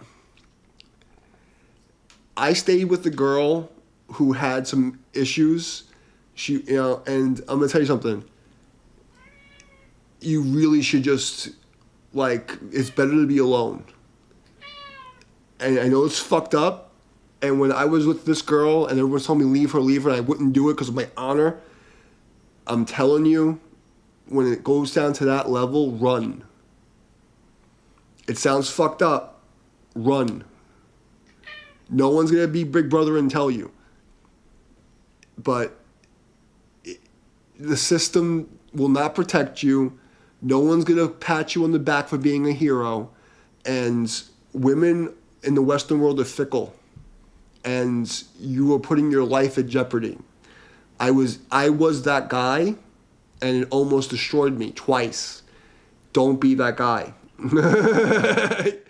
Okay, like, you know, I that's all I can tell you. I'm sorry, you know, I gotta say it. I wish I can tell my life story because people are like, what the fuck? Like, I was working as a bodyguard during a federal indictment. My girl got abducted by our girlfriend. Okay? The fucking story is so ridiculous. And I treated this girl like a fucking princess. I made her famous. Okay? Like, I literally made this chick. And once they... an old... Like, yeah, I can tell the story because there's all fucking mafia guys down on the internet now. So... I'm not gonna say his name, but like an old like wise guy, Italian mafia dude. I used to go to him for advice. You know, one of the few people I would go to for advice. And when she was like and he's like, listen, because they abducted her, and they had cameras in the fucking walls. They were trying to get her to say I did all this fucked up shit, trying to like it was bad. So I had to actually go rescue. I told her not to fucking go, but she didn't listen. Anyway, I had to go rescue her from this fucking like she got abducted. I had to rescue her. So I'm working at a bodyguard federal indictment. I'm taking care of a nun that was next door to me, fixing her fucking legs. And my girl gets abducted by this fucking chick. And it started because my fucking stupid bitch, I argued it was just, oh my God. Anyway, I had to go fucking save this girl from a kidnapping, an adult kidnapping. And her brain was fried. Okay? And I had to fucking and I wound up getting her like, I poured this fucking like psychiatrist, and I went to this old school Italian guy. And he goes, "Listen, once you take a psychiatrist, you're fucked. It's over. They're gonna, it's what you do and how good you are. They're gonna take." And like, I have no choice. I remember taking her to the psychiatrist, and here's the crazy part: she was a housewife. Okay, I'm fucking working like 3 jobs. One of them, like, I'm literally getting death threats from venture capitalists all over the world. There's all in the news, all this crazy shit. She had no problems. She only, she's a fucking idiot. And I take her to a psychiatrist, this fucking liberal fat bitch with purple hair. And I bring her, like, I'm like, hi, okay, like, so, what time, we pick her up? And the lady, I went to shake her hand, she slammed the door in my face. And she came out after an hour. And I'm like, hon, that lady wasn't really nice to me. Do you think we can maybe talk to somebody else? And she fucking lost her shit in the middle of the street in Williamsburg. I'm talking like 50 people watching, and every single fucking person in the street was like, just leave her. And I wouldn't do it, okay? I wouldn't do it. And in the end, I got fucked. Let's just put it that way. So...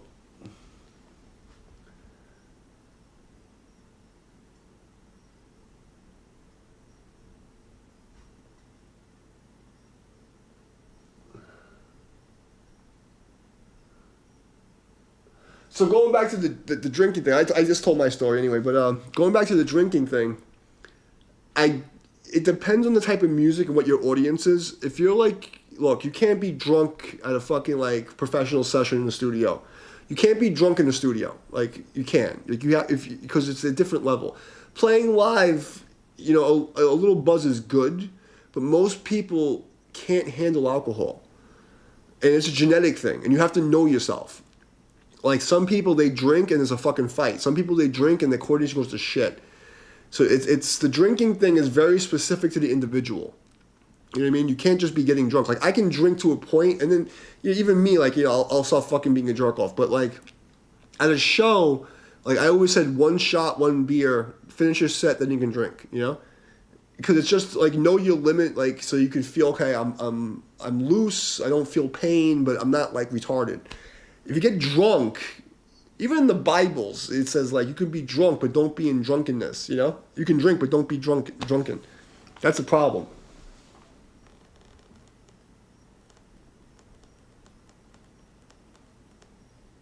I know how it is. But, dude, I'm going to tell you, like, no one's going to tell you this. And it's hard. Because... when guys love a girl, we actually love the girl. Girls don't do that. It's called Brifort's Law. When when the girl has no use for you, no relationship exists. Like, a girl will turn on you like this. And very few girls, maybe some of the Asian girls, very few women still have the old code. And you're my age, you understand what I mean. Like, in our generation, it was different. Like, But very few Western women have the old code because there's no pride and shame left. And the system rewards being a fucking cunt. And when a girl's emotional and mentally unstable, it's a fucking liability and it's not worth it. It's not worth sacrificing yourself anymore. It's nothing but pain. And, you know, let me tell you something. I've been alone for 6 years. Okay? I had a fiance came down from Texas, and she was a fucking satanic whore. But when I tell you, loneliness is not about being alone. Loneliness is when the people you care about don't give a fuck about you. That's what loneliness is. And every genius, every like person who's ever accomplished anything in their life was a loner. And if as long as like you know you did the right thing when no one's around, you'll never be lonely. Like that's the difference. Like if you know that you did the right thing, you'll never have a problem sleeping at night. This idea of like needing people, like I honestly I haven't seen people since they got canceled. Okay? And like I've been attacked by maybe thousands of people. Because it started in 2012. Like I've been gang stalked by everybody, like crazy shit. But like I was trained for it. Like, you know, like I can't talk about too much on the, you know, but being alone isn't the problem. It's when you're connected to people who don't give a fuck about you and you care about them. And that's when you feel lonely. And once you disconnect from this idea of loyalty to people who don't give a fuck if you live or die, you get freedom. And that's why I'm able to sit here. Like I don't speak to people. The only time I see people is when I teach online, which is I teach 3 days a week. You know what I mean? And then I do some other like stuff, or I go to like a fucking restaurant and order food. And then I have a couple of times like I'll have a girl fly in to fuck once in a while, you know, or I have students fly in to teach. But I haven't seen humans in years.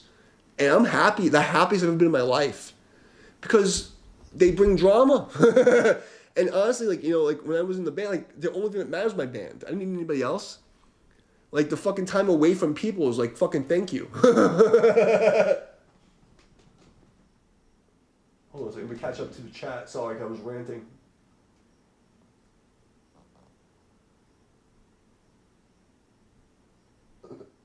Bro, at least you have that. I have parents who don't call me for months. Don't give a fuck if I'm like live or die.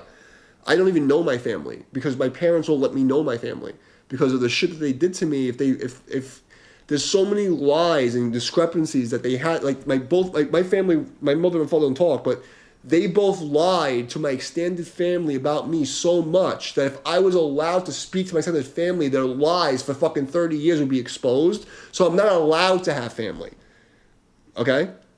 I begged to be able to talk to my fucking great aunt, you know, just to say thank you for coming to my grandmother's funeral. I'm not allowed to talk to anyone. I know the whole fucking thing. But what I learned, and I don't, you know, how much spirituality into it. I have a stream thing on my main page here. It's called War Angels, and I explain a lot of crazy shit there, and you should watch that because it'll open your mind and help you a lot. Whatever you want to call God, this is the problem. This is the mistake that I made because we have human training. We have to default to a higher order, right? Your ancestors are fucking watching you. I promise you this. You're never actually by yourself. It's not how it is, you know? And we get attached to the human shit. And when you realize that there's people who are going against the honor of our ancestors or God, whatever you want to call God, okay? Like, you know, prime creator, source, the fucking ancestors, whatever it is. When you live to that order, like I have to show honor to my ancestors who fucking died so I can be here. It doesn't matter who's around you and who's watching. And when you live to that order of like these ancestors, none of this shit fucking matters anymore. And when a girl or a best friend or a family member goes against the prime creator's law, that's the team we're on. And it's like, as a warrior monk guy, you have to be able to say, that's not my family, that's not my friends. My friends are immaterial. And once you understand it, it's like, oh, I get it. It sounds fucked up, and at first it's hard. But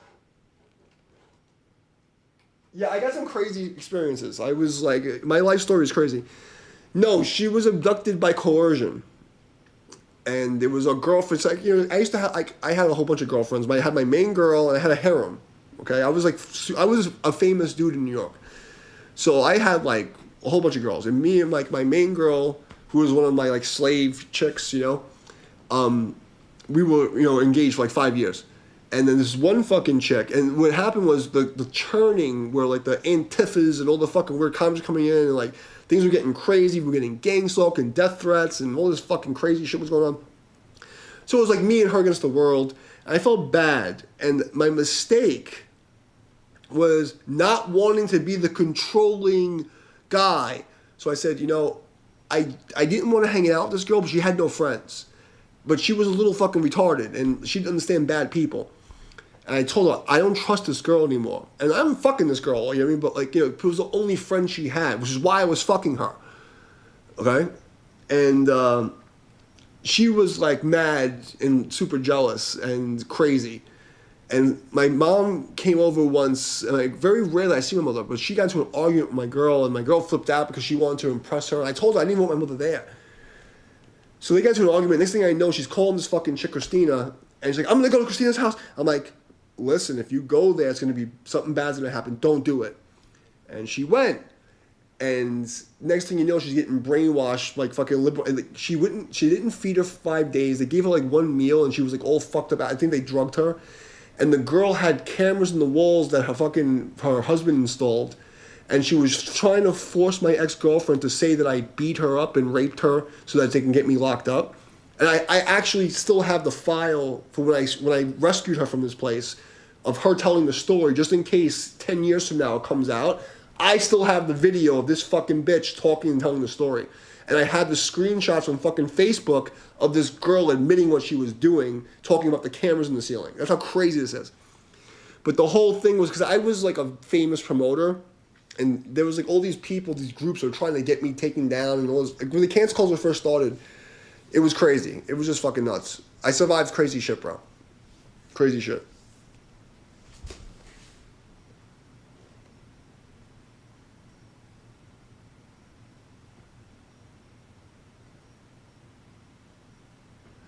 I slept in my studio that I wasn't supposed to, because I had a recording studio for 5 years, and it was in one of these like warehouse. So like we had 5 rooms, okay. I had like 2 partners, and we had the 2 main rooms on the ground floor for our main studio and our backup studio, and then we had 2 rooms upstairs. And I lived there for 5 years. You're not supposed to, you know. So I lived that life, and that's the life. You know, people. I mean, again, I live from a Buddhist wandering monk perspective. You know, like I studied Musashi when I was 13 years old. I was trained to be, like a ninja monk. So you gotta understand, like, if you're stuck, they say, like, so some things in the Christian religion are good, to be in the world and not of it. If you're thinking that you have to live by the standards of this world and these fucking retard fucking, like, it's all debt slaves, you're gonna be upset all the time. Nothing's ever enough. Like, living in the studio is the shit. Like, go to work, come home, like, to a fucking music room. You know what I mean? Like, fuck that. Like, that's the life. That's literally the life. You know, like, but if you're gonna compare it to what the outside world tells you should live like, you're gonna be miserable. Fuck everyone.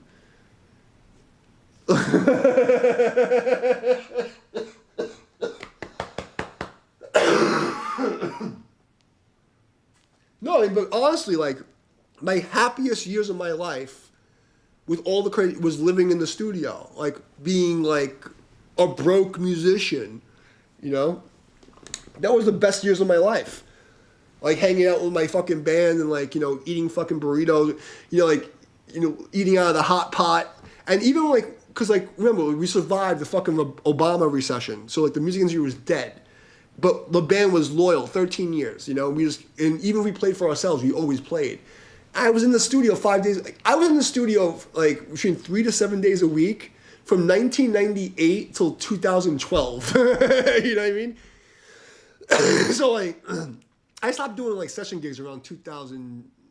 The last like real session gig I did was Mahavatar, and Arden Lay. She was this girl who's like a professional pickup artist. She was like a big deal, and there's this guy who wrote the book on pickup, and I picked up his girl and banged his girl. Let's just put it that way.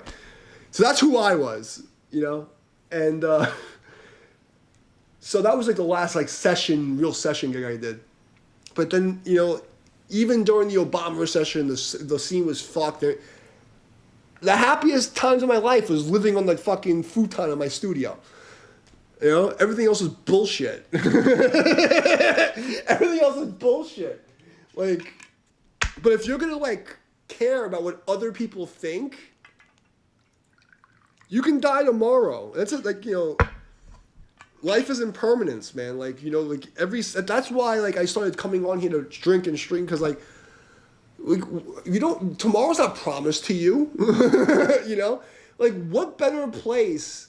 Like if you're gonna spend your last day on earth, what would you rather do? Be alone in the studio playing grindcore, or whatever the fuck you play, or fucking talking to some weird fucking liberal cuck communist cocksucker who doesn't know what fucking gender they want bathroom to go to? What's the best place to be in life? Like, I don't want to deal with fucking humans anymore. They're fucking retarded. You got weirdo Judeo-Christians. Jesus said that the fucking Jews are sending out Satan, and now you have these Christians that are supporting Israel. Then you got these fucking weirdo communists on the left that want to destroy themselves and the whole country, fucking smoking crack and having fucking unprotected sex with people in the fucking bathroom to go to. Stay in the studio. Stay home, bro. There's nothing out there. There's nothing out there. There's literally nothing out there. There's nothing out there. Like, am I wrong? Like, if it's like, yo, bro, tell me if I'm wrong. Like, there's nothing out there. Happiness is found from the simple things: having a shot, playing music, you know, talking to fucking people who aren't assholes.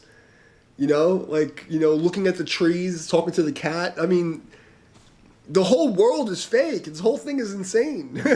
Like, you know, and like getting involved with women who have mental issues, who just came out of jail. Bro, don't do it.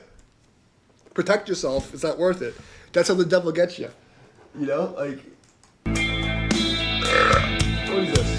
Oh, we're in the band. Here,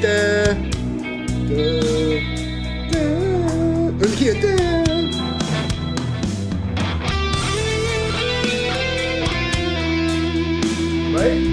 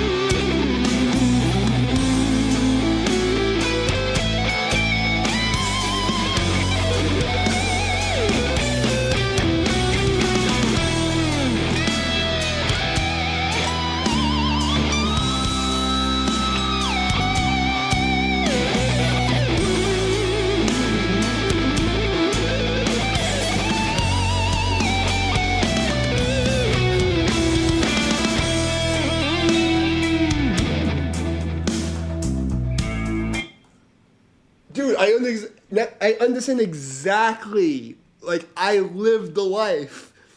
Bro, you have no idea. Like, I wish I wish there was a way I can plug people into my brain so they can see what I'm talking about. Like, I know exactly what you're talking about. And honestly, what I realized, you gotta take a look. You know, there's the Book of Five Rings by Miyamoto Musashi, and then the Tao Te Ching. You need to read those two things. There's the Book of Five Rings from Miyamoto Musashi, and there's a guy, Thomas Cleary. and he has a combination of the Book of Five Rings by Musashi and the Family Tradition of the Art of War by Yagui Miyonori, and the Tao Te Ching. If you read those three things, a lot of things, because you're a musician and you're living the life right now, you can't really be the guy until you understand this philosophy, this Japanese philosophy and this Chinese philosophy. Because when you see it, that's where like it all opens up. Because like once you stop caring about people that you care about that don't give a fuck about you, you will never feel lonely again. That's the secret. There's two secrets. I'm telling you this because I've been through more than anybody. It's loneliness comes from when you know there's people you care about that don't give a fuck about you, and you're attached to that. And the second thing is when you don't practice gratitude. So like you may not notice it, but like if I drink or if I fucking eat something, I always say a little prayer. Right? You gotta practice being like gratitude. Like when you go into your studio, you have to say like a little prayer. And it doesn't not to like God. You use like like the weird Christian shit. You practice gratitude, like saying thank you. Every time you eat, you say thank you. Every time you have a drink, you say thank you. When you walk into your studio, you say thank you that I have the studio. Like and you don't have to, people don't have to know you're doing it. You have to practice this. And when you see that shit, life opens up in a different way and you don't need anything and everything else is extra. That's the secret. Because if you don't understand this, you will always be miserable. And like, I know I'm preaching, but like,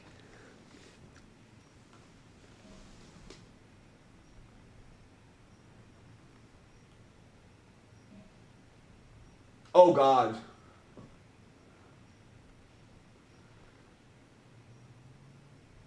Bro, I've been there.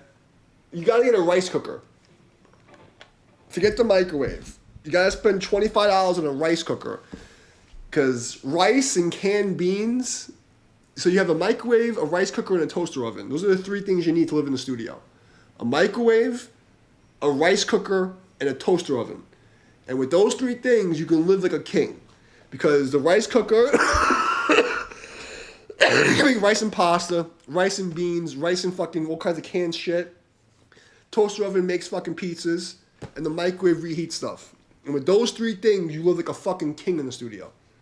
So for like $70, $80, maybe if you want to be fancy, you get like $120 you spend on like the really fancy ones. And you live like a fucking king. Bro, like we had meals, like epic meals. So we had like, a little mini fridge. We had the fucking microwave, the fucking toaster oven, and the rice cooker, and the coffee machine. That's what we had there. And we go get fucking old, like, and another thing, like, I've been doing this for years. We would go to, like, the store, and, like, my meals were whatever was on sale. And that's why people think, like, I'm some, like, trust fund baby. All this shit is stuff I've been collecting for 27 years. You know what I mean? I'm not rich. I just live like a bowler on a budget. I just learned how to I built it up. And I was fucking homeless as a kid. You know what I mean? Fucking kidding me? And then I lived in the studio during the Obama recession. I lived in the studio for fucking 5 years. But that's what you actually have to. So if you really live in this life, I'll tell you how to do it because no one did it better than me. I balled, bro. And I was fucking porn stars living how you're living. Hot fucking girls, bro. And they come over and I'd be fucking making fucking like all this shit.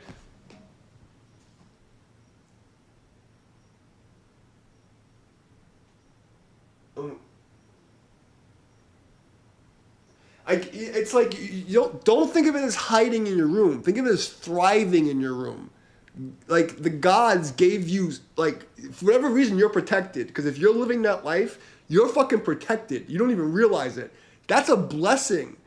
How many people can say that they can hide or be away from the idiots in a fucking music room? That's fucking baller. You're just not thinking of it the right way. You're not seeing it. Like, that's the fucking shit. That's what I'm doing right now. The only thing I have better than you right now is, like, I have a fucking actual stove. But what am I really doing? Like, an extra 2 rooms? Great. Like, who gives a fuck? No, bro. Like, the music fucking room is the shit. And, like, what more do you need? But I'm telling you, if you're gonna do it right, you need a mini fridge, you need a rice cooker, you need a fucking toaster oven, you need a microwave, and you need a coffee machine. With those items, you know what I mean? You're living like a pimp. You're living like a fucking, like a baller. You don't need anything else. And like, you can live really well, because then you go to the fucking supermarket and you just go and you watch the sales and you just buy all the canned shit, all the frozen shit. And that's how I pick my meals. Like, I'm vegetarian. I've been vegetarian since 2000. So 25 years I've been vegetarian. So it's a little harder for me. But, you know, if you eat fucking meat, it's even easier. You fucking throw fucking meat in the fucking rice cooker with the rice. You have rice over fucking pasta. You're fucking hooked up. And, like, my band, so when I was living in the studio, we used to do Friday and Saturday. So I at least I saw my band at least 2 days a week. And then my bass player would be with me, like, most of the time.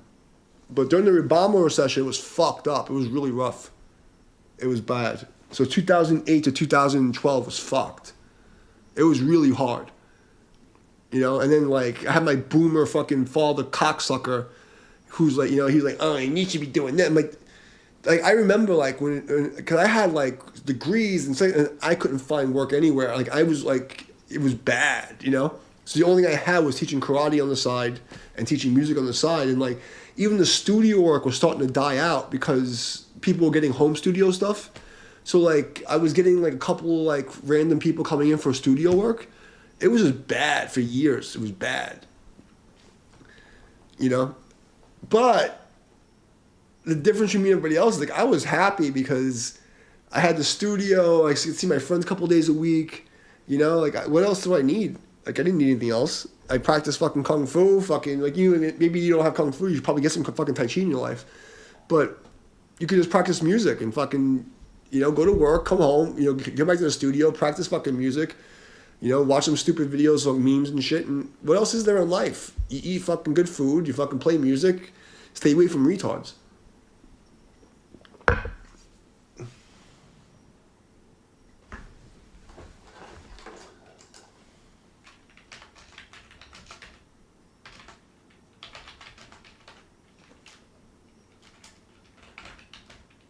No, I'll even find, hold on. I'll find the direct link to this one book because it has both of them in it. This is what started me 30 years ago.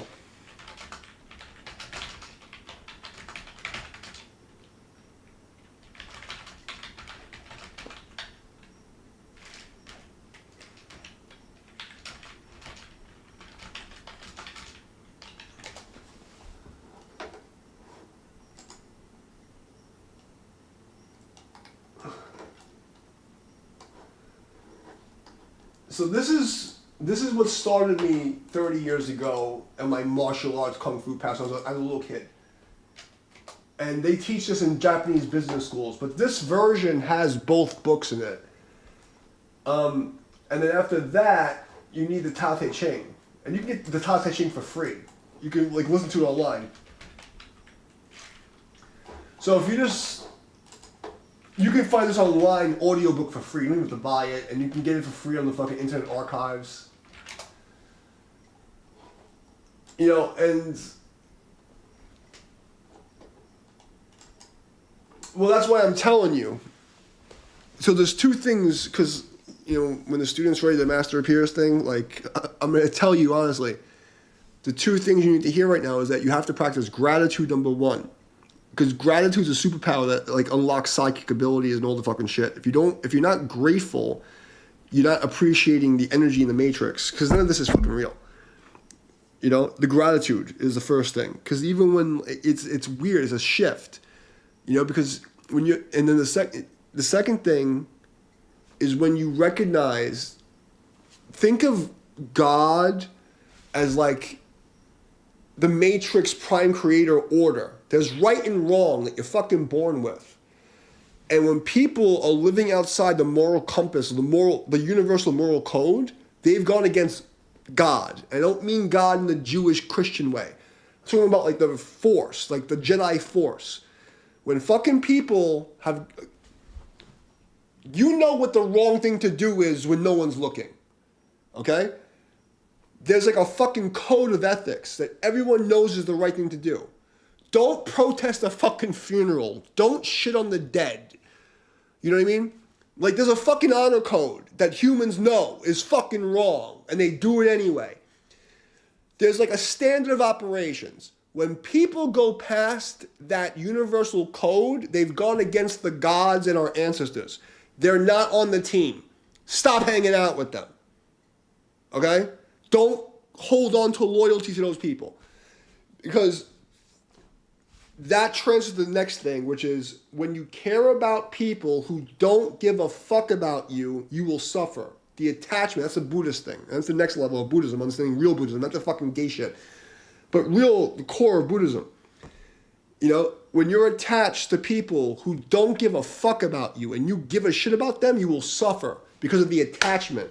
When you let go of the fucking people who you know will dance on your grave, who will fucking spit in your face, just so that you can not be alone, or for some weird fucking moral thing, like, I have to stay by them.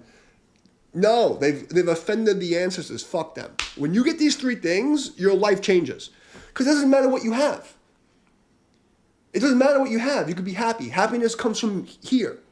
Happiness comes from, like, I go to the store and I see the sunshine. I'm like, I'm happy. I get to play guitar in a fucking stream with 2 people on it. I'm fucking happy.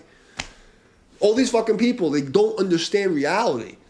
I get to sit here and drink whiskey and talk to some fucking guy I never said in my fucking life. I'm happy. I don't care if it's 2 people or 5,000 people. I used to play shows. I didn't care if there was 5 people or fucking 5,000 people. Like, I get to fucking play a show. You know what I mean?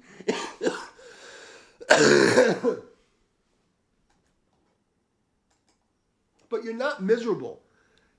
What it is that it's position versus perspective.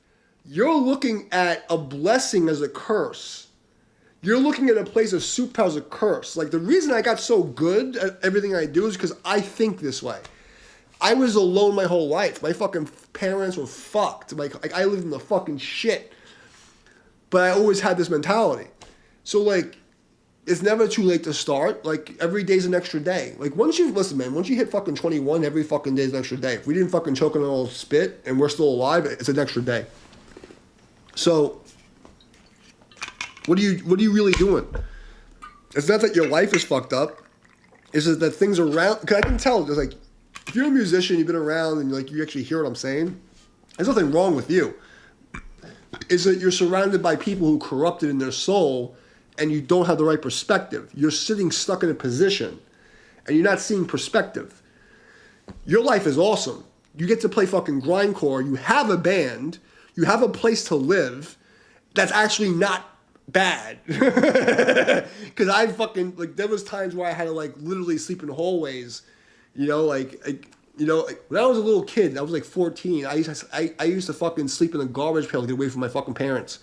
Well, my mother, you know? I literally sleep in the middle of the winter in like 10 degrees in this, like, under someone's staircase where they keep their garbage.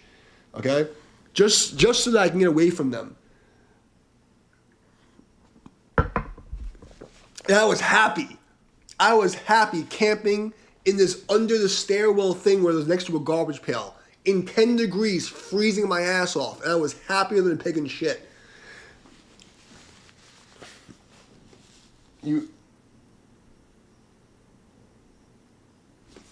That's a big mistake.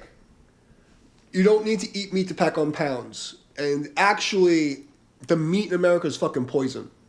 You want to put on pounds, you need carbs.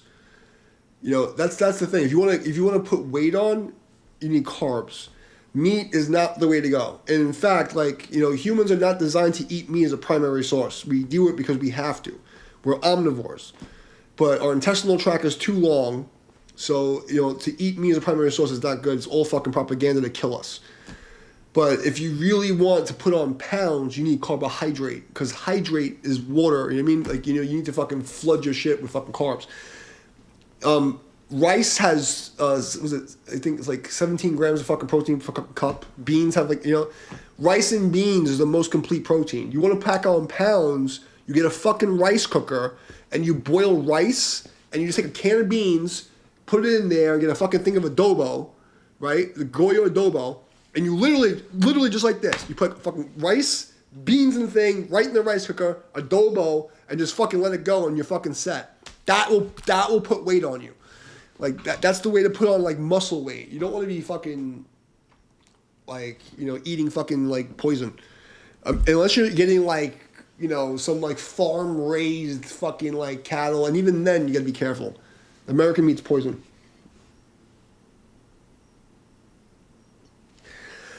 The only thing you really, honestly, all you have to do, it's much simpler than people think it is.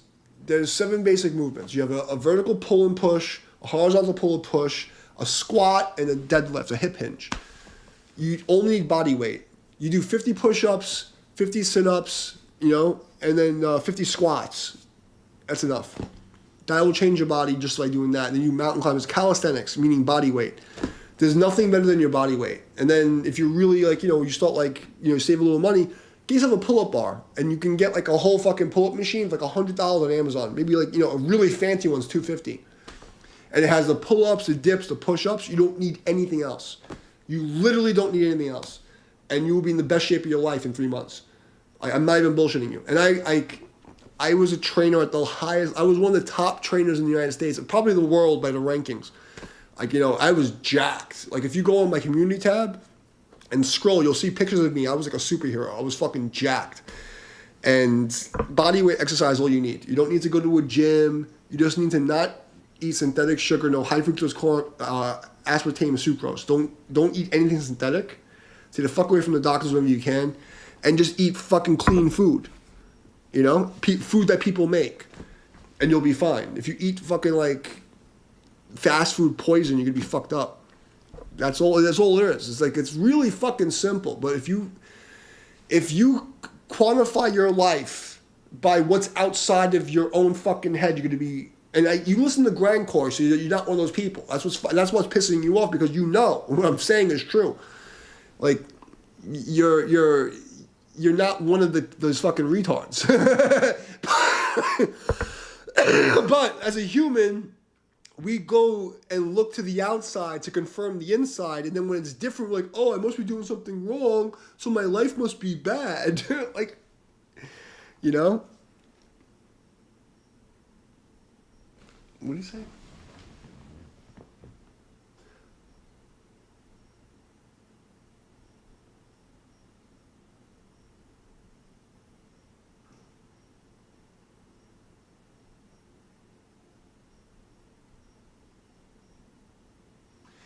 Yeah, I mean, look at the opportunity. And look, a lot of times we wind up being overworked because we're surrounded by fucking retards. But, you know, everything's an opportunity. And you gotta, you know, when you see the Matrix, like, you know, it doesn't matter. You know? Like, when we're working bullshit jobs, you can find another bullshit job. You know, I've done a lot of bullshit fucking jobs, bro. Like, you have fucking no idea. I've done so much crazy shit. But that's the problem is when you judge yourself based on society and external things rather than God. And I say that in quotations because I don't mean in this Christian sense. I mean in the moral hierarchy of universal law. What is right and wrong in a spiritual sense? None of this matters. This is all bullshit. None of this fucking matters. What matters is that, do you do the right thing when no one's looking? Because then you can sleep at night.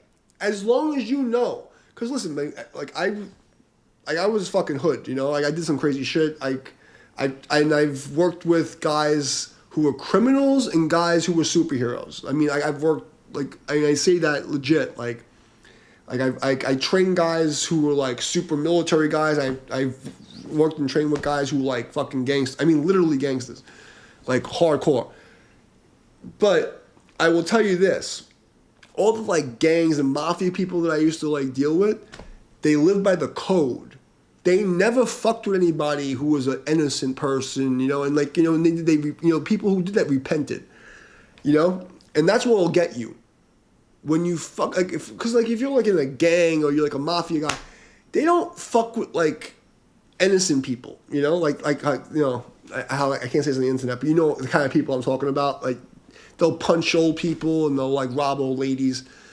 You do shit like that, you wind up not being able to sleep at night. There's a part of you that knows it's fucking wrong. So, you know, that kind of stuff you have to like do your fucking karmic penance for. But if you didn't do anything like that, you know what I mean? When you're like the real innocent ones, you have no problem sleeping at night. You know, and if you make a mistake, you pay for it and then you're done. And then you can go out your fucking life when you know you fucking paid for your mistake, you know? Is that making sense what I'm saying? Because, like, most people, this is beyond their comprehension, what I'm trying to tell you. But what matters is, like, not what you used to do, what you're doing now. Like, you know, you're not robbing old ladies and you're not fucking, like, you know, like, selling shit to people that are going to kill them, you know? That's the problem.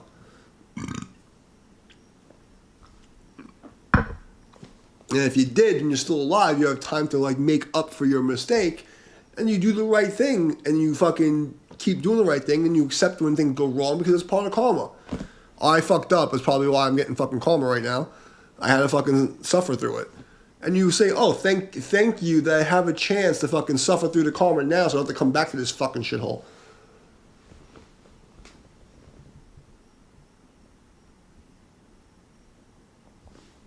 Oh, you need 5 more subscribers? Let me see, how do I get to your channel here? Go to channel. There you go. There's 1 more subscriber for you. There you go. You have 1 more subscriber. So you got 1 more subscriber. How's that?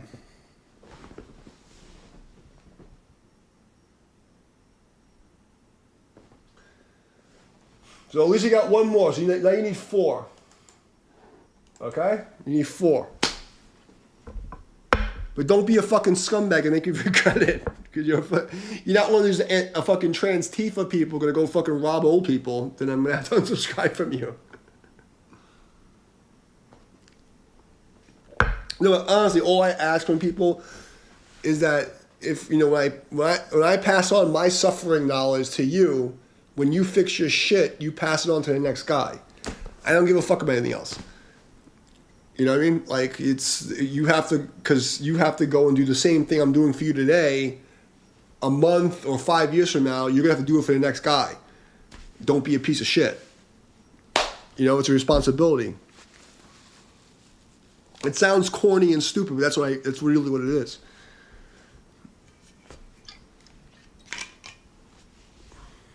But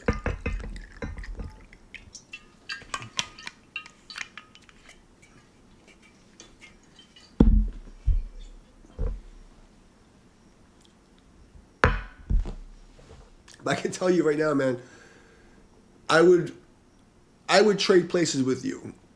You know what I mean? If I can go back to living in the studio and having a band and just seeing my band like twice, you know, a month, like, cause that was my family, you know? And they wound up, you know, during the COVID thing, everybody felt, you know, like, they didn't turn on me, but like one of, like, you know, 2 of them turned, you know, like a lot of people were jealous and fucked up, like, you know, it was bad. They didn't do the right thing. But that to me, my band was my family. That's all I had, you know? So, like, I would trade places with you in a minute. And you think your life sucks. And, like, I may have more material things right now, but I was way worse than you were before. You know, like, I've been up and down in my life like a fucking roller coaster. And right now I have to, you know, I'm up. You know, I'm living in a pretty decent place. I have a fucking pool that, like, you know, it's like an apartment complex. You know, so I'm in like the luxury right now, you know? But I get it. Bro, you have no idea. It was not like that. And it can change, bro, your life can change in a fucking minute. It's crazy. I've gone from like living in the street to living in a mansion to living to nothing. I've gone like this, like this. I've seen it all. I've seen it all, man. I literally was like during like, you know, right, like the Obama recession. because I wound up like losing, I was literally like, I didn't want anybody to know I didn't have a place, so I would sleep in one fucking, like, my guitar player's hallway, and then I'd go to my fucking tri-seat, sleep on his floor, and I didn't want anybody to know that, like, you know, because, you know, so, like, I went through some shit in my 20s. Some crazy shit. And then during COVID, I mean, I was lucky because I busted my fucking ass and saved up a lot of money. So, like, during COVID, I was able to survive when they canceled me and shut down my banks and my fucking PayPal and all this shit, and everyone was coming after me. I was really smart. And because, like, I had this mentality, I don't need things. Like, I save, like, all this stuff is stuff I've saved for the last 20 years. You know, the monitor I got on sale for $300. You know what I mean? Like, this took me like 6 years to get this stuff. You know?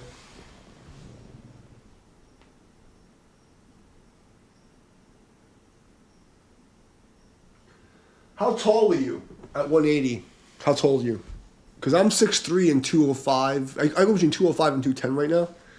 So I don't look that big, but when you see me in real life, you're like, oh, it's a big nigga. But how tall are you? Because the truth of the matter is, do you want to live a long time, or you want to fucking look good? Most people between like 5'9" and like, you know, like 6 feet, 185 is good enough. You don't need to be more than, like, that's heavy.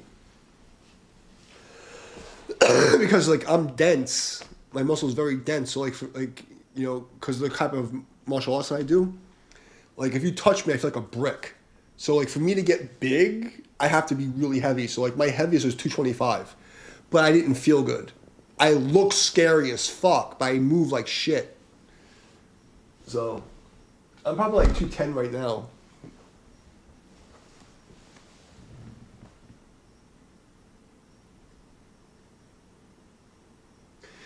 Yeah, but let me tell you something about that. Those things are a liability. It seems like, oh, they have all this fancy shit. Dude, all that shit is stuff to worry about. And that's why, like, it sounds crazy, but the only thing that would hurt me right now if I lost it is this guitar, my 7-string Ibanez, and my photo album of my band. Like, everything else would bother me, but, like, dude, no. You're thinking of it completely wrong. And that's the fucking trip of the devil. That's what I'm fucking talking about. That's what I'm trying, if I can get one thing in your fucking head. None of this matters. Like, all that shit, that's your fucking brain being programmed from the fucking, no. You have all the things that matter and you have no attachment. You don't have to worry about paying the mortgage on a fucking $1 million house and all the people trying to rob your shit. Like, bro, you know how many people are jealous of me? Like, surviving on my own for 5 fucking years, like, how many people stole my content, and, like, you have no idea. And I barely have anything. All this shit took me years to get. And they think I'm, like, rich. I'm a fucking, like, people call me a trust fund. I haven't seen my father in fucking 15 years. They've accused me of being a trust fund baby. You don't understand. All these things, like, it's just problems. Like, the only, like, I literally have these things because, like, what else am I going to do with my life? You know what I mean? It took me fucking years. But you can get this stuff in 2 years with a job like you have. 2 years, you have the same thing that I have. Like, you know, it's just fucking, you wait for the discount on fucking Amazon, you get the fucking thing. Like, but what else matters? Oh, I can have a house I can show off to other people who are going to be jealous of me and they can have a bigger house. And it's fucking stupid. None of it matters. You're going to die. You're going to fucking die tomorrow. Does any of this fucking matter? No. That's what I'm trying to tell you. Like, you know, that's why the Tao Te Ching is going to be good for you. You don't get it. Because, like, I had a lot of students, you know, people who, you know, were in state fucking penitentiary. I have people who came from the military, people who were just ghetto as fuck and trying to change their life and save their fucking ass. I was a counselor for the DARE program. I did all the things, man. But that's what I'm trying to explain to you. You're miserable because they've been giving you ideas from outside that you're better or worse than somebody because of some fucking thing. Some fucking thing. You're better off than all those fucking millionaire people you're working for. You don't even realize it. You don't even realize it. You have no worry in the world.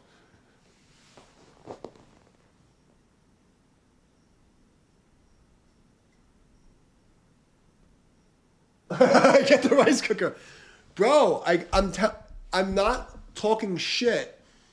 Like from 2000, we opened, okay, so I used to work for Fastlane Studio from 98 till 2007. And then in 2007, I wound up in Babylon, Long Island, kind of close to Suffocation. And I had a studio called Planet X Studios, and it was in Babylon from 2007 to 2012. So from 2007 to 2012, I spent the majority of my time in this studio, which is like, it was like a warehouse where there was like 20 or 30 rooms, and we had the 5 main rooms. And I lived on a futon, and I ate from the rice cooker and the fucking, it was the best years of my life. And it was actually, some of the loneliest in that sense, because all I had was the band, and it was a fucking Obama recession, bro. It was bad. There was no shows to play, and everyone was talking shit, and and it was hard. But it was some of the best times of my life. And I had the rice cooker, and to this day, I don't have a rice cooker anymore. I make the rice in the fucking pot, but it's the same life. It's the rice cooker, the toaster oven, the microwave, and the fucking... You need 5 things. Rice cooker, toaster oven, microwave, coffee machine, and a mini fridge. You need those things. If you have a mini fridge and all those items, you are living like a fucking king. And in some kind of like computer screen. You know what I mean? You don't need anything else. What else is there in life? Oh, I have a bigger house to have the same fucking shit. You want to be really fancy? You get yourself an electric fucking burner and you can cook anything you want for like $40. You're thinking of it the wrong way. You got to think of it as camping at the studio. And once you get that and you understand it and you get yourself like a nice blanket and a fucking decent futon, like it was pimp, bro. Like I lived the life. I was so happy there.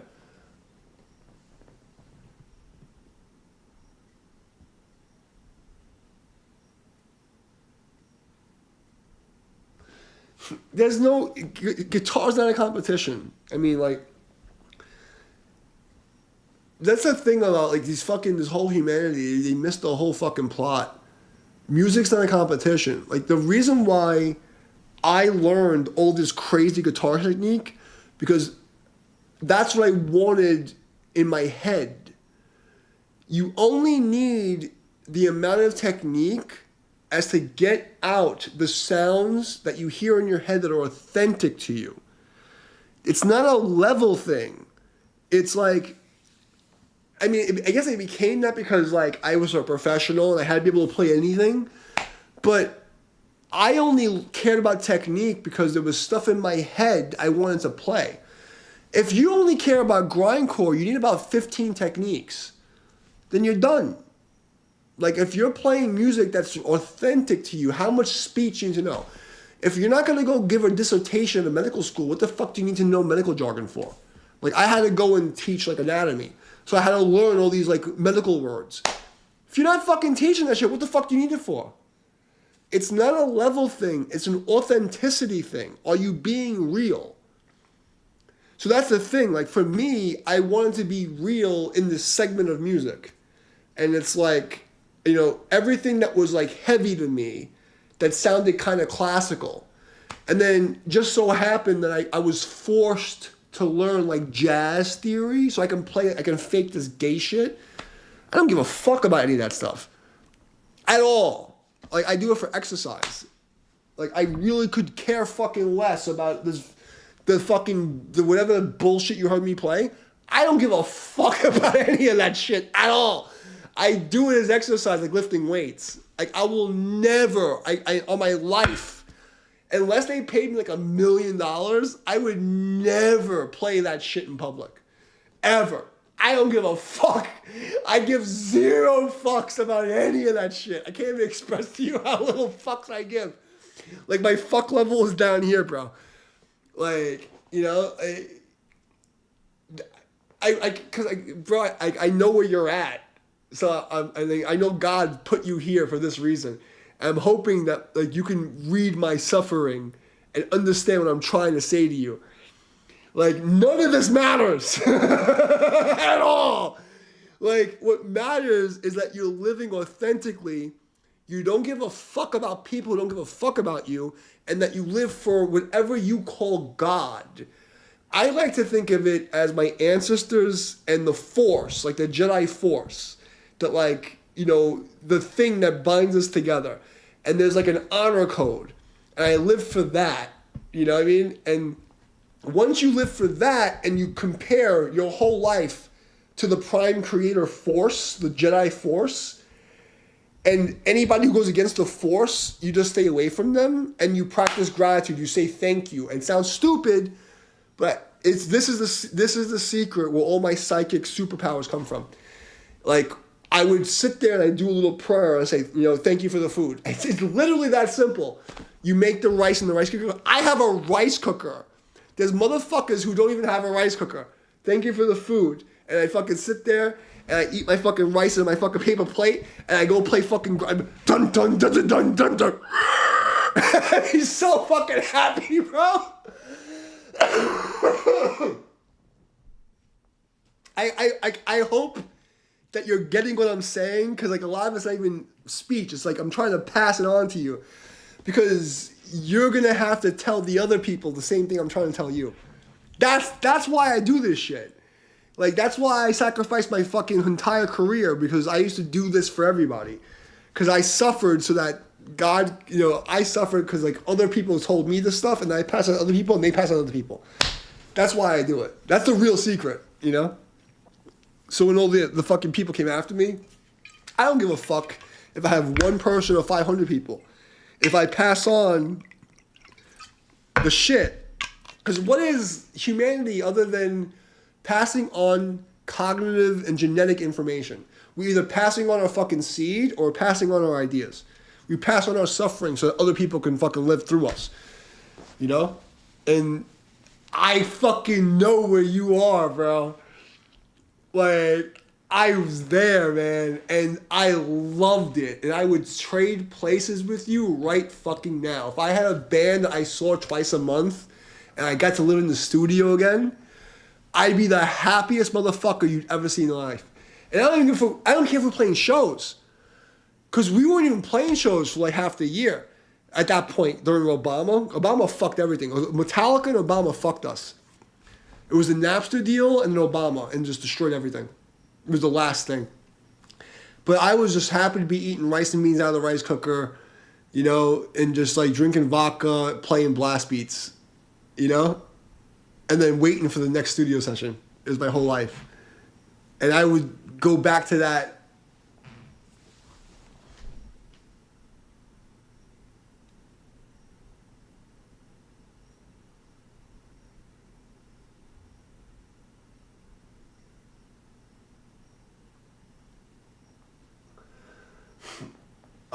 I actually I actually play for the Sepultura guys.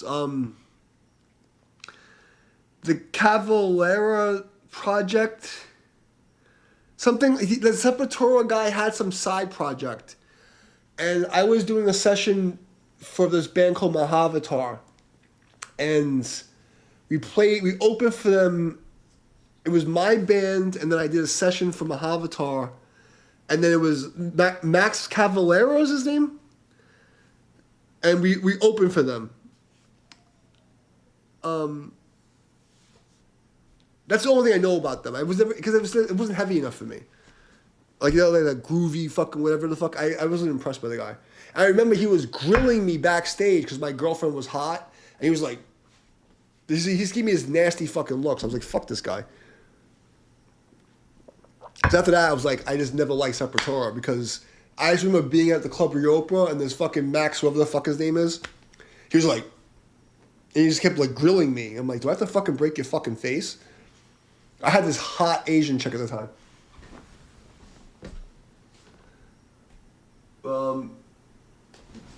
Here, you know, you can email.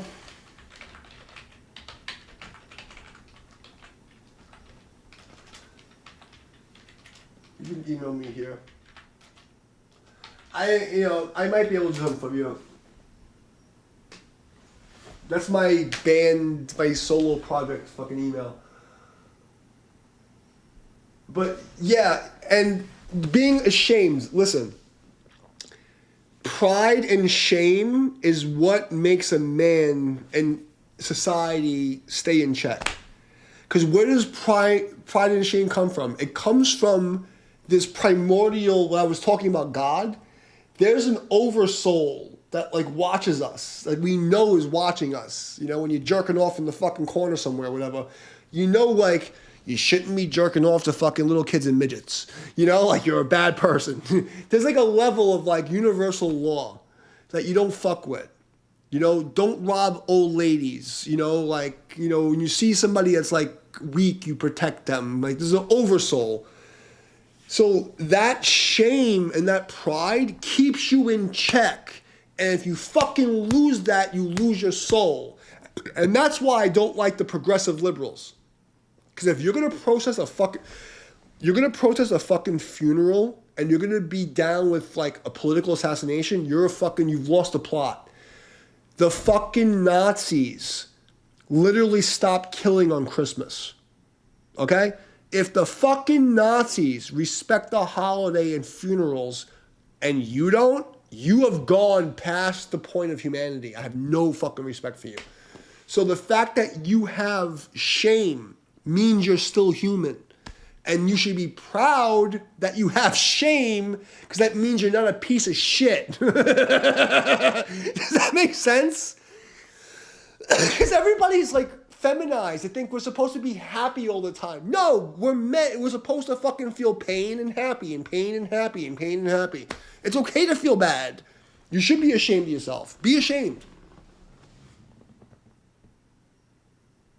Cavalera's Conspiracy.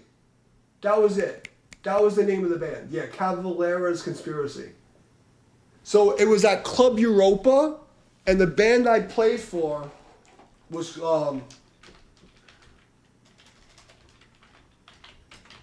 and my band was called so I played for both of those bands, and both of those bands opened for the Cavalera Conspiracy at Club Europa. It was called that was the name of the club. Oh, I fucked that up. It's Club. I've been drinking. Sorry, Club Europa. That's how you spell it. It was a Polish club. It was a Polish club in Greenpoint, Brooklyn.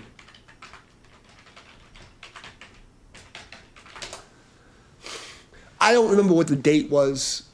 I don't fucking remember any of that shit. But I remember opening for this Cavalier Conspiracy guy. I've heard this episode before, like, Roots, bloody Roots. And I was like, okay, this is cool, but it's not heavy enough for me. And I actually remember that I had this fucking super hot dominatrix fucking, like, Chinese girl. And he was grilling my girl. And he was, like, and my band was fucking epic. So I played with these two epic bands. And I remember, like, feeling, like, the hate from this guy. And him checking out my girl backstage and just being like, and then I remember I was like, what the fuck? Does this guy have a fucking problem? Because he was like kind of like Diesel, Spanish guy. And I'm like, do I have to fucking beat the shit out of this fucking guy? You know? It was just weird. A lot of these like international bands, they think they're better than the other. Like, I can be honest, like, everybody I ever played with, Peter Steele from fucking Typo Negative. His band is fucking a bunch of cocksuckers. But Pete Steele, to me, is like the Jesus of fucking the music industry because of how he treated us in Brooklyn.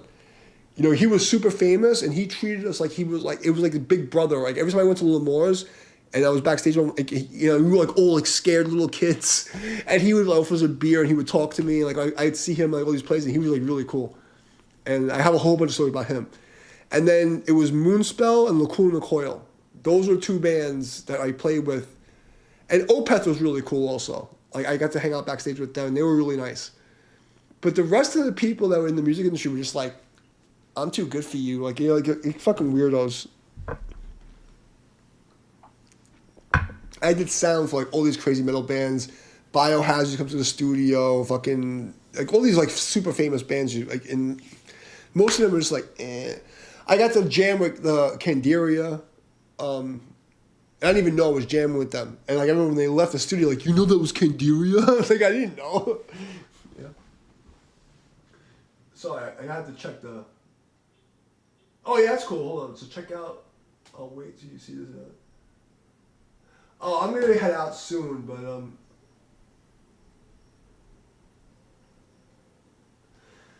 Well, I don't think there's anybody really here. It's already midnight. I'm going to go take a piss and go get some food and pass out because I got to teach tomorrow because I have to, you know, I have to pay the bills. But, you know, some people are going to watch this afterwards, like a few people, not many. But, I know that God put you here for a fucking reason. I'm telling you, I've been in your position with the crazy girls and the fucking living in the studio. And you're thinking, oh, you're 48, you maybe like, you know, but it doesn't matter. Like, first level is gratitude, saying thank you, because it could always be worse, man.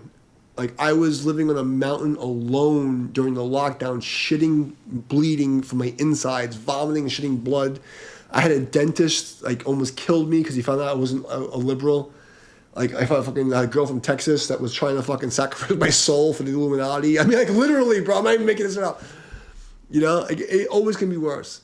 And there's nothing better in life than having a fucking safe place you can lay your head where you can, like, not be bothered by normal fucking society program humans and have a band you get to play with.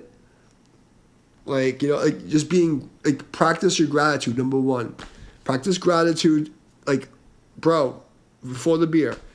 Practice, like, every time I drink, in my head, I say, thank you. And, like, in my head, I'm like, I'm doing this. I'm like, you know, for my brothers who are in here. It sounds stupid, but, like, I'm happy that I get to play for one viewer. Not because, you know, it pisses me off that fucking YouTube fucks me over.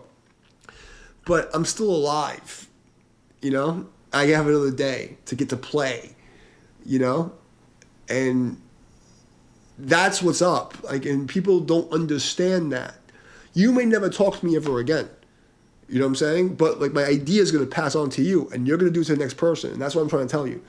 When you get out of this stupid fucking head you're in, where, like, you don't appreciate things and you think everything's fun because you were in state penitentiary and then you got the crazy girl. None of that matters. None of it matters at all. Like, it's so crazy when you realize that none of it matters.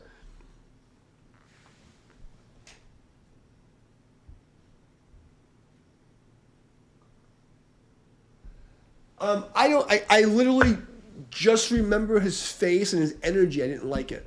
And I was like, I said to myself, he's a good guitar player, but he's not as good as me. And he has a weird energy. I just didn't feel, like, I didn't feel like he was friendly. Like, it was just weird. I didn't like him. You know, and I don't know enough about the guy. I had one experience where I opened up for him and my band shit on him. And my girl was, like, super hot. And I just remember him staring. It was just the energy he was giving me was bad. But he could have just had a bad day. Like, I'm not going to, like, you know, it was 20 years ago. I don't fucking remember how long it was. I don't remember. But I can tell you exactly when it happened. And I didn't like the guy. But, you know, but it may have just been dark. And, you know, I was being weird. You know, who knows? But it felt like that. But I didn't even speak to him, you know? But I always think that if you're an established artist and you're going to somebody else's territory, it's up to you to go make yourself known and be welcoming. It's not up to me. You're coming to my fucking house. You're in my city. You're looking at my shit. You know, like, you're in my world. And you just came into my world, even though I'm not, like, this international guy. You came to my fucking city. You should introduce yourself. We're backstage, you know? That's how I felt about it.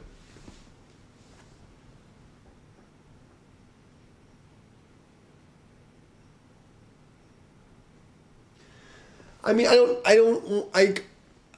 try to be honest. I don't know the guy. I just had this experience with him when I opened for his fucking weird conspiracy band that no one gives a fuck about. And I was literally gonna beat the fuck out of him. Like that was all I was like, you looking at my fucking check? Like, what are you, fucking stupid? Like, I just opened for you. You haven't said hello to me. We're backstage together. You're just staring at me. Do you want me to get up and fucking beat the shit out of you? I mean, you guys, I'm also Puerto Rican from the fucking hood of New York, you know, and I look like I'm not where I'm from, but I was gonna fuck this guy up, like, and my whole band was gonna fuck him up. Like, it was like that, like it, and but you know, again, I don't want to be a dick and say he's this bad guy. It's just the way that things looked, you know, and what culture we expect. Like, you're supposed to be above us. You should be coming in, like, you know, and you're in my fucking house, and you're like acting like, you know, like you know, like, introduce yourself, say, hey, you know, thanks for opening for us, blah blah blah. And I'm like, you know, and then, like, you know, just, I don't know, I just didn't like him, and I also wanted to beat his fucking face in, but it could have just been that I was drunk and I didn't, like, you know, he didn't introduce himself and we're backstage, and that's why I don't want to make it a thing, but. The show really happened. That's what I was thinking. I don't want to, like, make it some, like, war or some guy from fucking 30 years ago. But at the moment, I was ready to beat his fucking ass. I was going to fuck him up.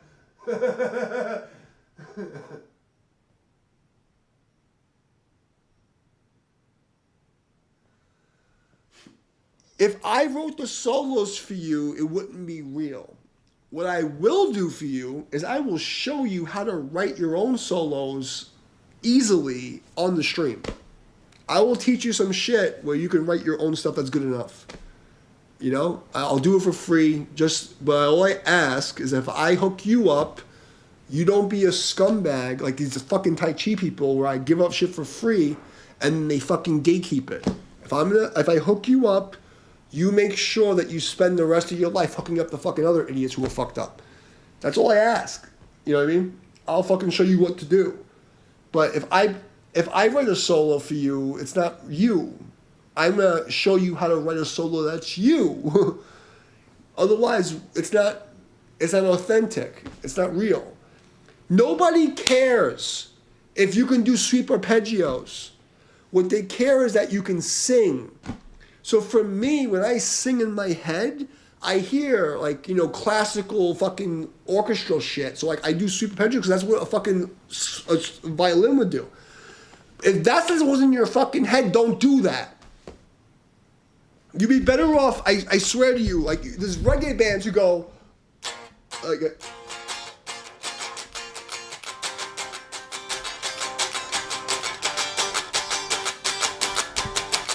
and they make $1 million fucking dollars.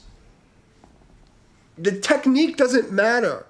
What matters is that you mean what you're fucking saying. That's the problem. People think, oh, I play all this crazy shit because I'm autistic, and in my fucking head, I hear all this fucking weird stuff in my head. If you don't hear that, don't play it. Play what you hear in your head. What you can hum. If you can't hum it, if you can't sing it, don't play it. That's the secret. If you can get this in your fucking head, when you go to do a show, if you mean what you're saying, the crowd will follow you. You take them into the fucking woods with you. It doesn't matter the technique. This is the fucking TikTok fucking homo shit. Oh, I'm going to play this sweep arpeggio and I'm going to do this thing. I'm going to play Normal people don't care. What people care about is a psychic connection where it's real, where they know you're saying something that you really mean it. So even when I play these bullshit solos, at least I'm hearing it in my head and I mean what I'm saying over the bullshit music. But that's the sweepy things, you know, the crazy stuff. That's what how I listen to myself. If you don't hear that way, it'll sound fake and no one's gonna like you. You be better off going like this.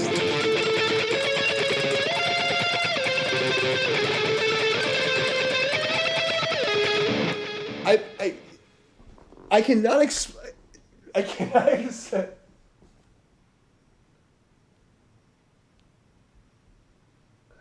Do you really think he should be on a podcast, bro? I don't know. Because I barely remember the guy. I remember he was kind of diesel, and he's looked at me. I'm like, and people look at me and they don't realize that like I fought my whole life and I was like a bodyguard. I would fucking murk that fucking dude. And like he didn't like people look at me and they grill me and they think they can take me because I look like like I'm pretty. Like in Chinese say lang sai. Like I'm a pretty boy, and they don't realize I'm a fucking demon. They don't realize. I will fucking hurt you. And I'm looking at this guy like, you don't want this. Like, I remember in my head saying that. But that's all I remember of the guy. But I don't want it to be a thing because he might be the nicest guy in the world. I don't fucking know him. I never spoke to him.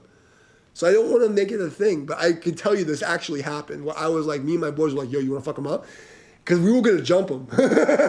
We were going to literally jump him. Like, we were going to fuck him up. Like, it was close. It was me, my keyboard player. I actually have a picture from the event.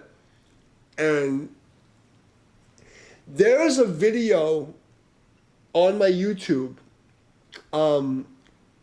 where it's a short where you'll see this like kind of chubby cop.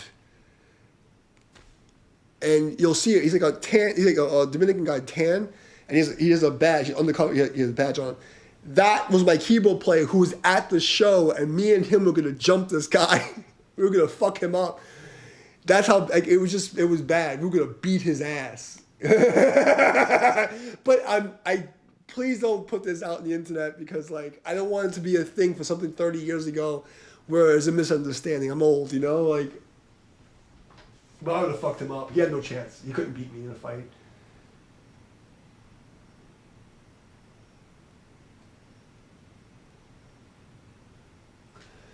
I mean, I would consider like giving you some tracks or something. It's not gonna hurt me any. If it's easy music, I'll just jam it and give you a fucking free track. I don't care. Normally I would charge like $250 an hour, but like you seem cool, so I'll consider it. I'm not gonna promise you. I'm gonna hear it and tell you if I can actually do something. I'll be honest with you. If it's a piece of shit, I'm gonna tell you it's a piece of shit. I'm not gonna waste my time. I'll tell you honestly, but send it to the email, and. If it's not a piece of shit, maybe I'll write you a fucking thing and send it to you and you can just have it. I don't care. Just tell people I played the solo. I don't give a fuck. But if you're talking about you playing the solos, I'd much rather explain to you how to not be somebody else. Because I can write the solo, but then you're playing someone else's shit and it's not real. I cannot express it to you enough. Watch. I'm going to show you what I mean. What is this? It's some gay bullshit, right? This is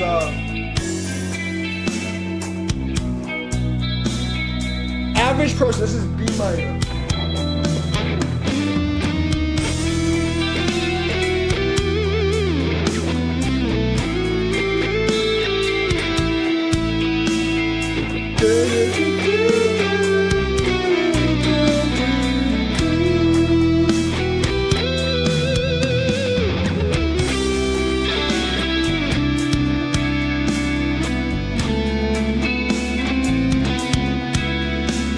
Be happy with that.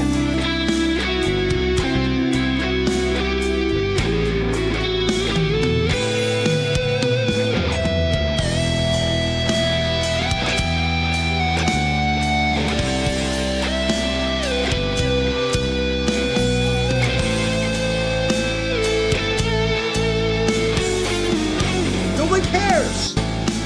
Nobody fucking cares, bro. This is what I'm trying to explain to you. Music is not supposed to be a competition. These fucking retard companies and the fucking TikTok, they fucked everything up. Yeah, I can play fucking all the things, but I do it for exercise because it's fun. Nobody cares. You gotta play what you can sing in your head that makes sense. You know a harmonic minor scale, right? That's all there is in music. You don't need anything else. You're playing grindcore. That's it. If you're playing fucking metalcore, just figure out what the half steps are. And everything else is easy. It's like let's do E minor, right? I'm in fucking D tuning. Okay, so let's do E minor.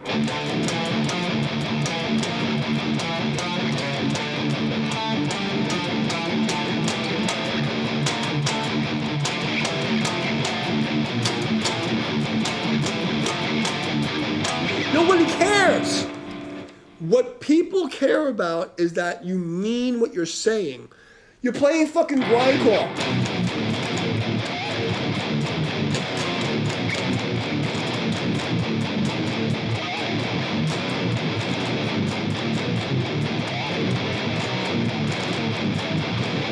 That's great. We go.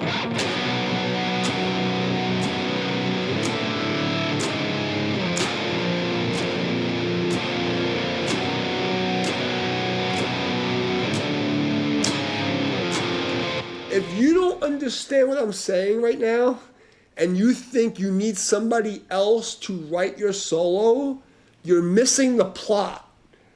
Nobody cares. Only thing you need to be able to do is write a complete sentence. And a complete sentence doesn't need a lot of words. You need to be able to fucking play to the chord. If you can do that, you write your own fucking solos. Whether it's like...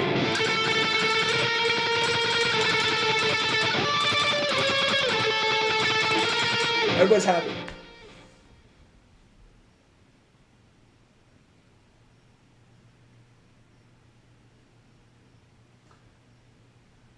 That's what I'm trying to explain. Like, people don't get it. Like, it's I can do all this shit, but the reason why it sounds legit is because I hear it in my head, and that's how I talk in my head. If you don't talk in your head like that, don't do it. Like, that's why I can make believe like I sound like the neoclassical, but like what's happening is I hear the style, and I'm like, oh, I know the language is speaking. I'm gonna talk and tell them a story in the language I understand. If you don't hear that, that's why I tell you the fucking major scales are like fucking nails on a chalkboard to me. I can do it, I can fake a conversation, but I fucking hate it. And it doesn't sound great. Like, it sounds good enough, like I could pass along for some bullshit, but it's not like, wow. Because I fucking think the major scale is fucking, like, South Park gay. It's terrible. I hate every part of it. But there's people who play major scale and they're like fucking amazing. I'm like, oh. Don't do shit that's not real, and you'll be fine. As for like solos, do you really need sweeps? Here, look. Here's the thing with the sweeps. So my theory with the sweeps is like, you know, you can cheat and you can like just basically rake and play arpeggios. I was a technique goon, so like for me, there's no pick slanting, there's no fucking weird stuff. If I sweep it, I can also pick it. But that's because I was like this like karate technical purist, and I wanted to learn the language. But you just need a couple of phrases. You learn so you're playing A minor, harmonic minor. You need two shapes.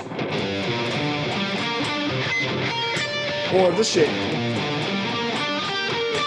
That's it. And then the third shape is this.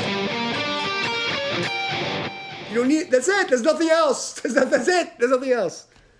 What more do you need in life? So, when I was teaching music, I called this type 1.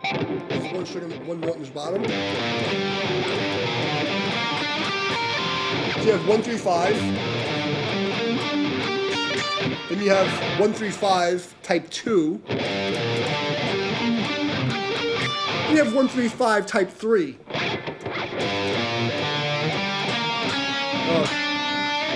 And then, I'm sorry. I'm drunk. So type 3 is basically this type 3 over here.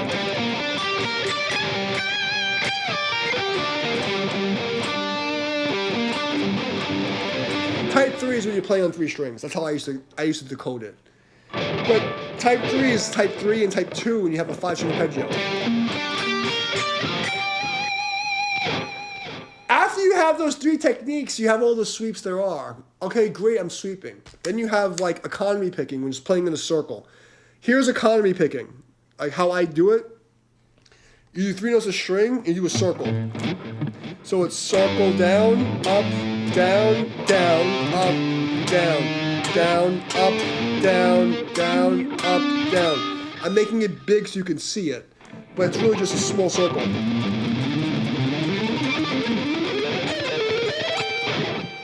It's playing in a circle. That's economy picking.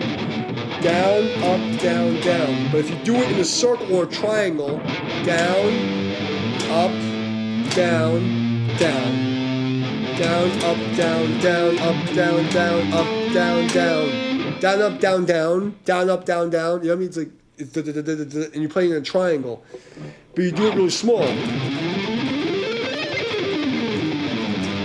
That's it. You have a sweep. You know? Congratulations. Sweep picking. But I mean, I have my own system of theory I was teaching with Sam Ash. You know, I created my own like method of basic on Kung Fu. So there's like, you know, finger action, wrist action, elbow action. So like, there's different things I'll do. I'll make it like, but you don't need that. You don't need that. If you're playing grindcore,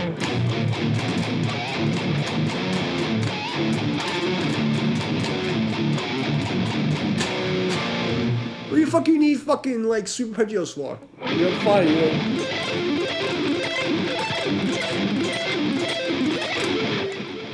I mean, you could do that, but do you need it? No, you can just go like this. People will be happy because it's grindcore. You're like, they don't give a fuck. Nobody cares, bro. Nobody cares. Like, people care if you're being real. You know, like, and that's the fucking thing nobody understands anymore. And that's why music is gay and fucking liberal cocksucking communist bullshit. And you have all these fucking hipsters with beards and short hair and plaid shirts playing deathcore going, and they're fucking like weird Midwestern shoegaze guys playing like tech death. And there's fucking pussies that would get stomped, their face gets stomped in fucking New York, you know? All these fucking posers. The whole fucking scene is full of fucking posers that should not be on the internet. Which is why I don't want anything to do with it. I'm just ranting. Like, I don't even know if he's still watching me rant, but. But you said I can definitely, within my ability. So, let me make this clear because you're saying you're having a problem with sweep picking, right? Sweep picking, people mistake sweep picking as rakes. So a rake is when you bend the pick and you just rake the strings. That's not a sweep, okay? Economy picking, you shouldn't have to change the pick angle. You should have the same pick angle.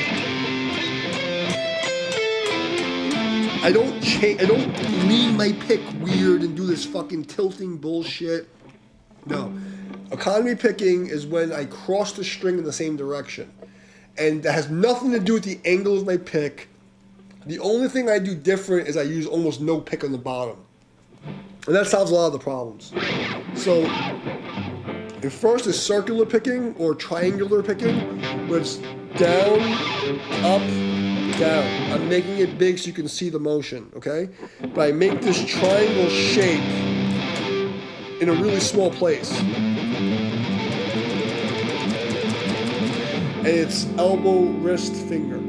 So, and then you go down, up, down, down. That's all that it is economy picking. It's down, up, down, down. If you do it in a triangle or circle, it's much easier. So it's down, up, down, down, up, down, down, up, down, down. Now, here's the real thing. If you're like a Kung Fu master like me, if you do a sweep, it should be the same exact sound as an alternate pick. So I'm going to do a sweep pick and an alternate pick back to back, and you shouldn't hear the difference.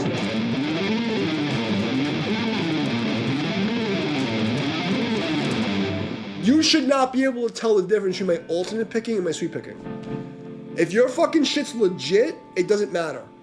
Like, if I do down, up,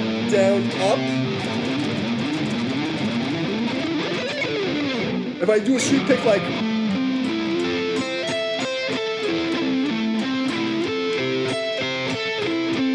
I'm going to make it really big so you guys can see this. I'm going to do an alternate pick sweep and a regular economy pick sweep. You should not be able to tell the difference. I'm going to show you first slowly.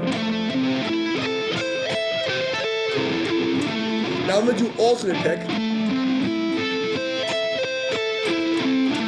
I'm I'm making it big so you can see it. Now I'm gonna do it fast.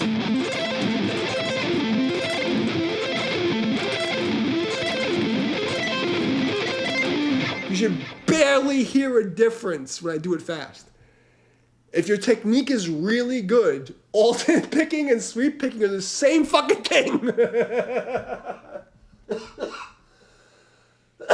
You're welcome. So when people say, "Oh, I only alternate pick," and I'm gonna, because I want to have this like, because if you're watching the vertical stream, you can see my hands really slowly, right? Here's me drunk playing a sweep pick or economy pick or a rake, down, down, down, down, down, up, down, and this is a switch, but up, up, up, up, up. Okay? No pick tilt, no pick slanting, no bullshit. Now I'm gonna do alternate pick.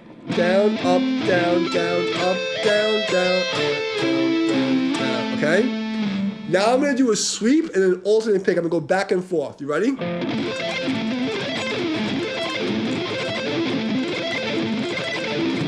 Can you tell the difference? You should be able to see my hand waving. One's going like this and one's going like this. You shouldn't hear it. There's no difference because the note's activated. If the note's activated this way, the note's activated this way, it sounds the same. Full speed, the same.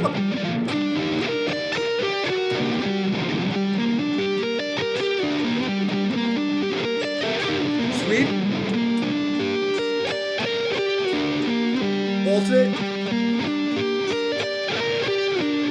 So I'm going to do sweep and alternate back and forth. If you close your eyes, you're not going to hear a difference. Sweep. Alternate. You don't hear the difference. The string's being activated. What the fuck's the difference? There's no difference. The difference is you guys are posers.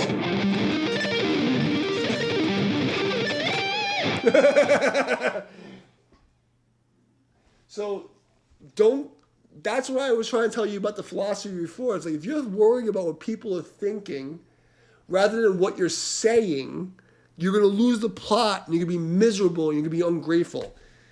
You're not going to get it.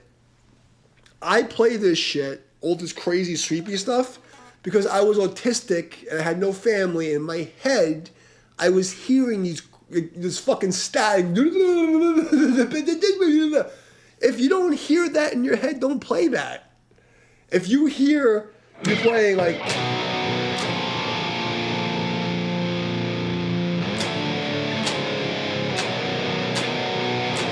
and you might hear,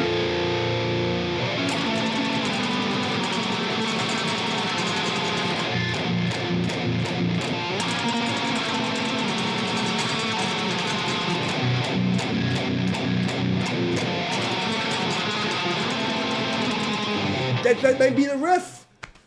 It could be, and it matters that you mean it. And if you mean it, people will like it. There'll be people who like it. But if you're trying to play to some external standard, that's why you have all these fucking great, everyone the tappy things.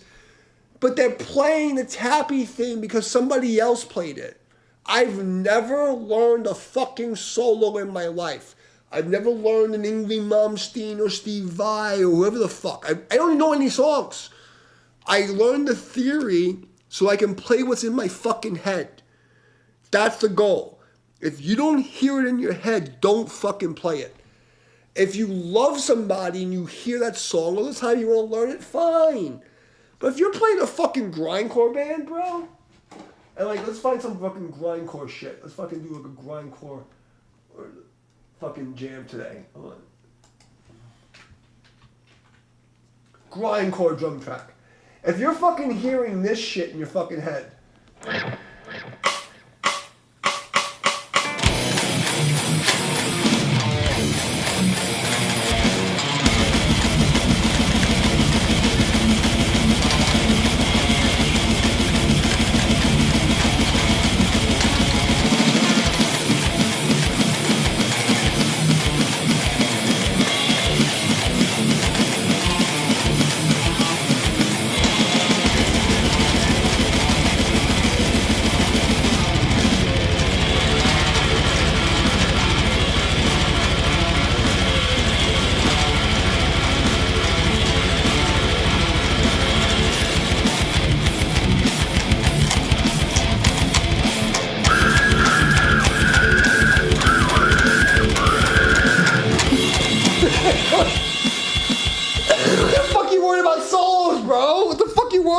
about. Like, do you mean what you're saying? That's what fucking matters. Do you fucking mean what you're saying? You know, you know what? Since you're here, I'm gonna play 7th String. I'm just gonna take a piss. I'm gonna fucking come back and do this in 7th String.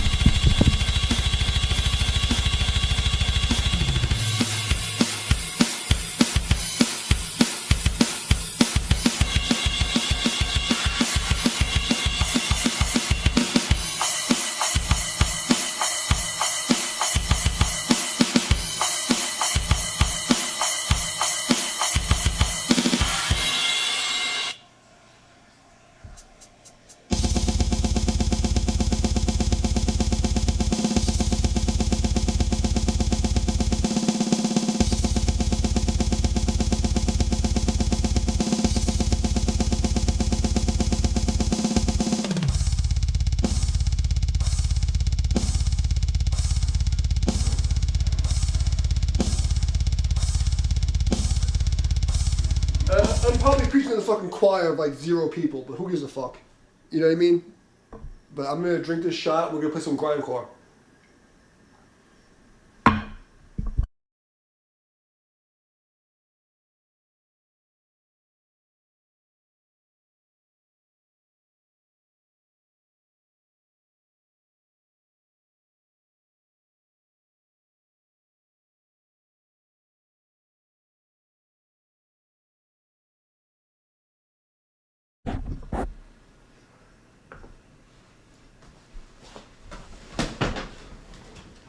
Pull out my fucking baby. Mwah. And we're gonna fucking play some grindcore.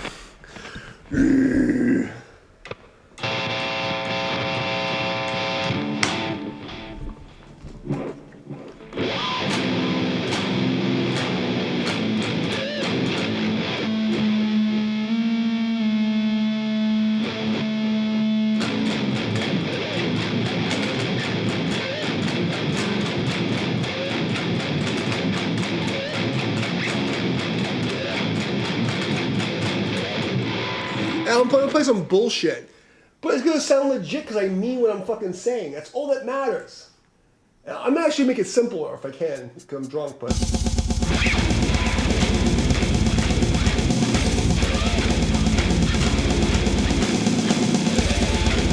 Because it's simple, but it'll sound good. You mean what you're saying, you have a complete sentence.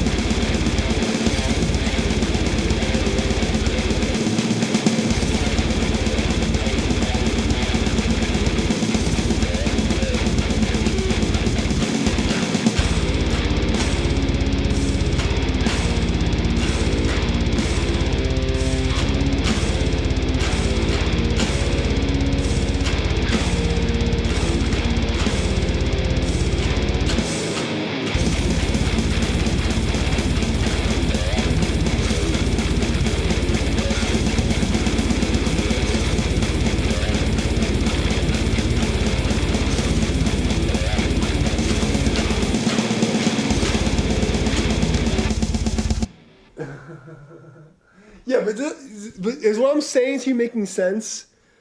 Like, I gotta show you my true form. Like, this is what matters. Like, you know, like the solo-y shit and the technique doesn't matter. Nobody cares. Normal humans do not give a fuck if you can play super arpeggios.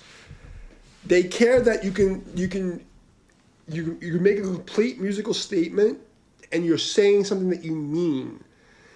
Like, all I'm talking about is like me, like when I play this shit, it's like I made rice in the rice cooker and I'm giving you my fucking recipe. I put adobo con pimente, okay, with the fucking pepper. And I took the rice and put it in the rice cooker. I took the black bean can and put it in the rice cooker and put the adobo in. some pepper and some other shit. And I'm waiting for the rice cooker. That's all this is. You know, I can't express it enough. Hold on. This is low. I'm not really hear what I'm playing. But if I can express this to you, you're going to get, like, none of this matters.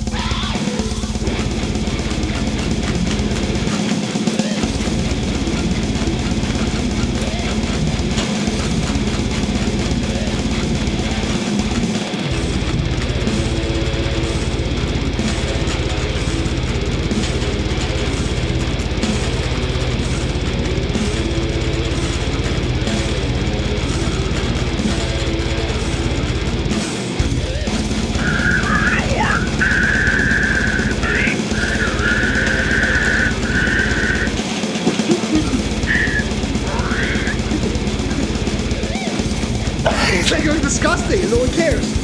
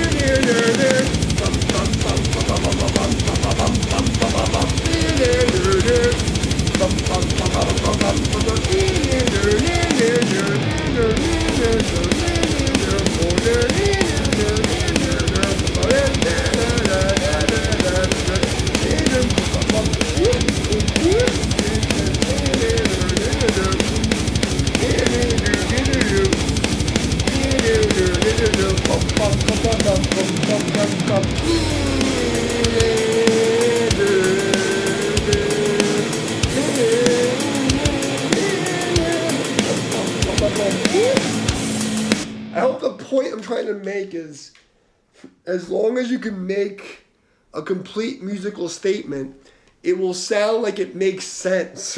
Even if it's garbage. Even if it's fucking garbage grindcore bullshit, people will be like, oh, that makes sense. He's actually playing something. You know? And that's what matters. If you can play like stuff that you mean what you're saying. It doesn't matter if you, like, you know, I can make believe I'm playing fusion metal. You know? I don't fucking play fusion. But I know the language, like I say, oh, I mean what I'm saying here. That's what matters. So if you're sitting there, like, comparing it, and this is, the reason I'm saying is, like, I remember when I was, like, young in my 20s, and I would play shows, and people would come up to me after the show and be like, I'm going to quit guitar because I'm never going to be that good. And it bothered me because, like, I was like, I'm going to inspire people, and then people would hear me playing, like, I'm never going to play guitar again because I'm never going to be that good. And literally, like, people will come to me and say, I'm never going to play guitar again, I'm never going to be as good as you. And it hurt my feelings. I'm like, that's the exact opposite point. You know, like, music's not a competition. Music is a language. So, if you're playing, like, in the 90s, Bush,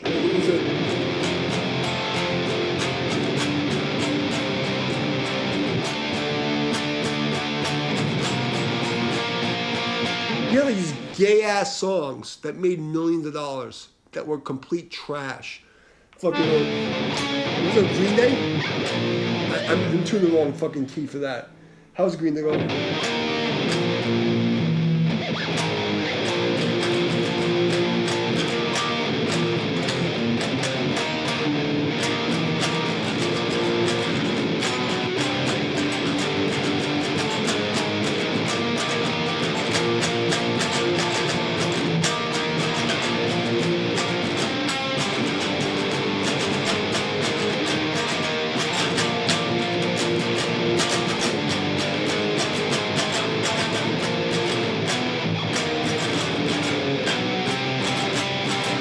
I'm tuned to D. But you get the idea. You have these fucking gay, shitty bands that made millions of dollars playing garbage. Fucking Nirvana was,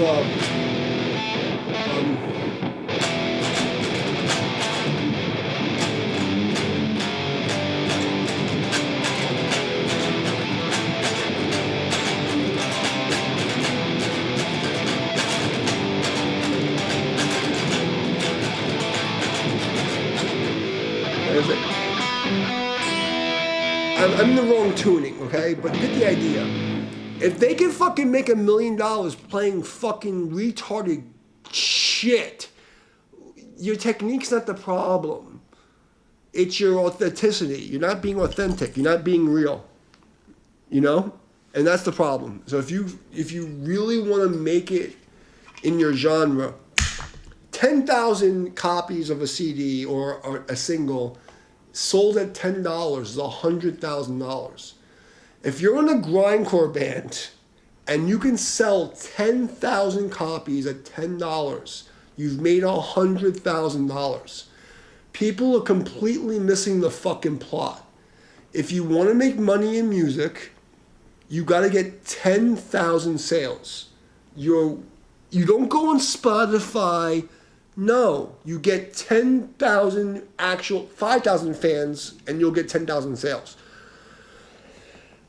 You make a fucking album, 8 tracks, 10 tracks, and you sell them for $10, and you get 10,000 sales, you made 100,000. You get 5,000 sales, you made fucking $50,000.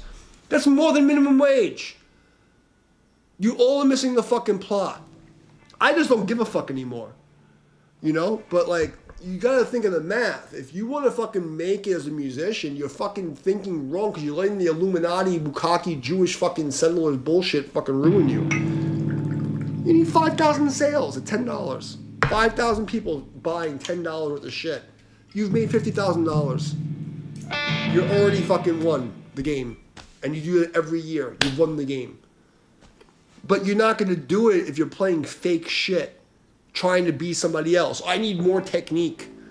No. I learned all the technique because that's who I wanted to be.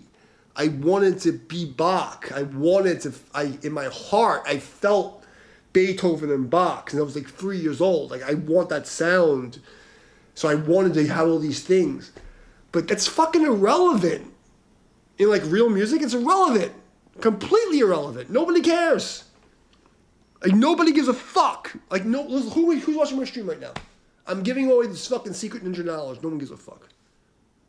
I'm just like sitting here like an idiot. Sorry, I lost the chat.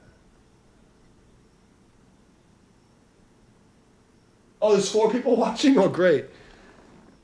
Oh, okay. Well, there's 4 people getting my secret ninja knowledge. Like, I don't know if it's making sense, but like, this is me like working as a studio musician, going through all this stuff. It doesn't matter how much technique you have. The technique only matters if it lets you speak clearly and succinctly.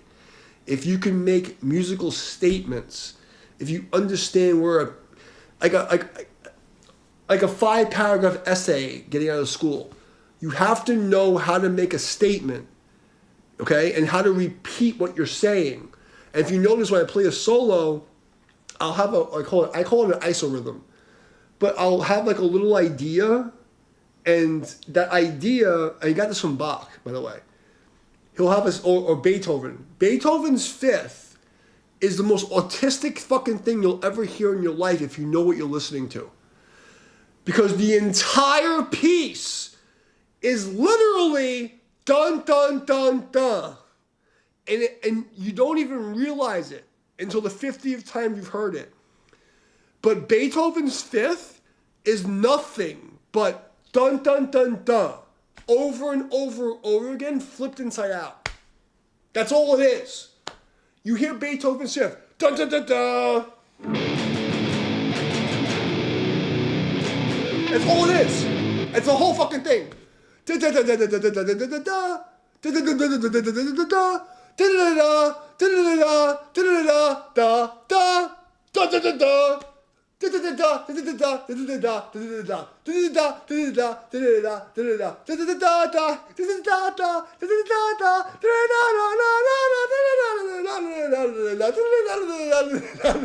It's literally fucking da da da da over and over and over again. Like Beethoven's genius was taking 3 notes and playing the same fucking thing 50 ways.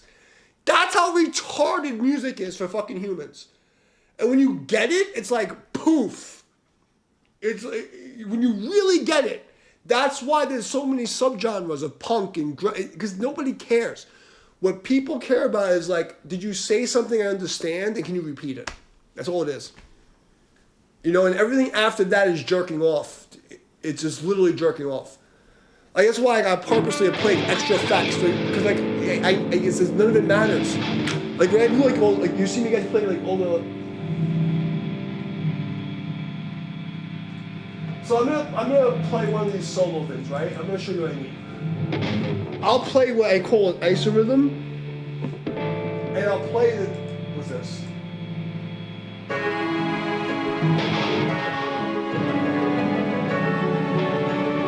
I'm gonna use stay on this guitar, so it sounds shitty.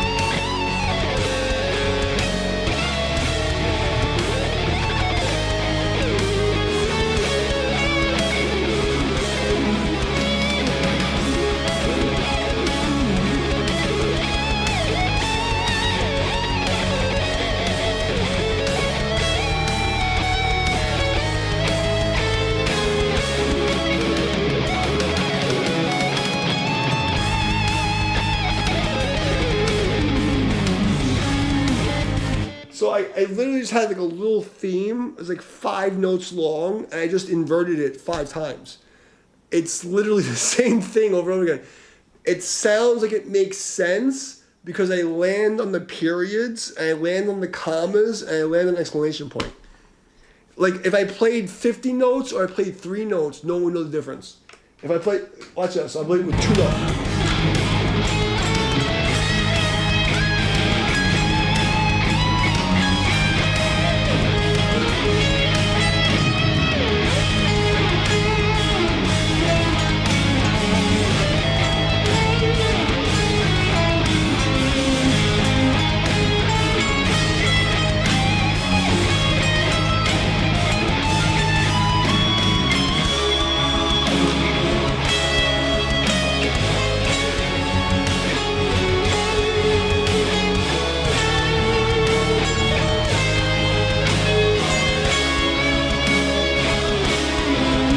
To watch Sweeps.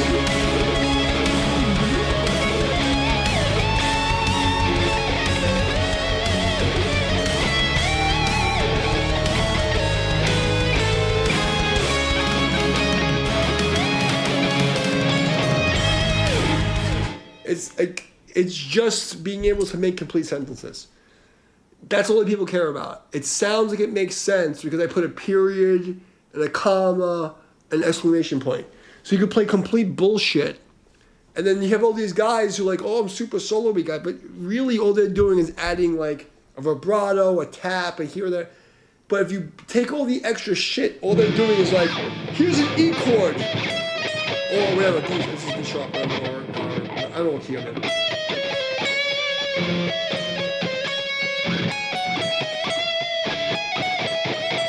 Now I'll do that with sweeps.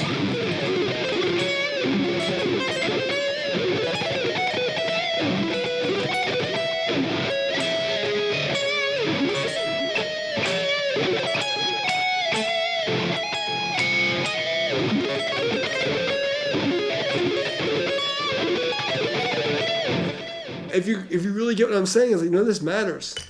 It's all bullshit. It's all gay. It just, putting punctuations and periods and things. Some other came along and decided that they would try to expand. Pretty much. No, Beethoven was a fucking genius. I would say that Beethoven rivaled Bach in genius, and people don't understand it. Because what Bach did by exposition, Beethoven did by imposition. I don't know if that's a word, but it's the only way I can explain my autism. And you should quote me on this. I don't have the right word. Bach's genius is taking what I call an isorhythm, or a fragment, like a small musical idea. Like it could be 3 notes to 7 notes. And he would take this note, these like this sentence. Like, I went to the store today. And like, the store went today. Store I went today go. Like, he would just take this idea and he would flip it over and over and over again, backwards, forwards, inside out, and backwards. What Beethoven did was he made it retardedly simple. And he would take something and make it 3 notes. And it was the opposite of Bach. It was what Bach did backwards. And that's what no one ever got about Beethoven. Beethoven knew fucking theory, like a motherfucker. But his genius was he would take something and make it so fucking simple that you didn't even see what he did. And it's so crazy. When you listen, you have to hear Beethoven's Fifth and you have to put it on repeat like 40, 50 times. When you listen to it like an autistic retard like me, and you hear it over and over and over and over, I mean to the point where it's disgusting and exhausting, something in your brain snaps, and you hear what he did, and it's just 4 notes. It's just 3 notes. Dun dun dun dun. 4 notes. Dun dun dun dun. 1, 2, 3, 4. And when you understand what an isorhythm is, it's the rhythm that mattered.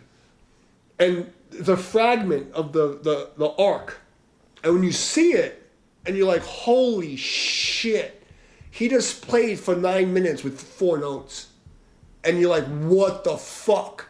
Your brain just explodes. Like when you really understand the genius of Beethoven, it was some next level shit. It's retarded. Like you have to get fucking shit-faced and listen to Beethoven's Fifth on repeat for like hours.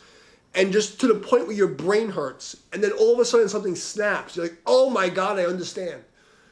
Because what Bach was with exposition, where Bach would take a phrase and then you flip it and you retrograde inversion and introverted and fucking harmonize it. Beethoven was like, fuck you. Here's 4 notes. Go fuck yourself. Here's 4 notes for 20 minutes. Go fuck yourself. And it's genius. It's just fucking genius. Oh, let me catch up to the chat. Sorry.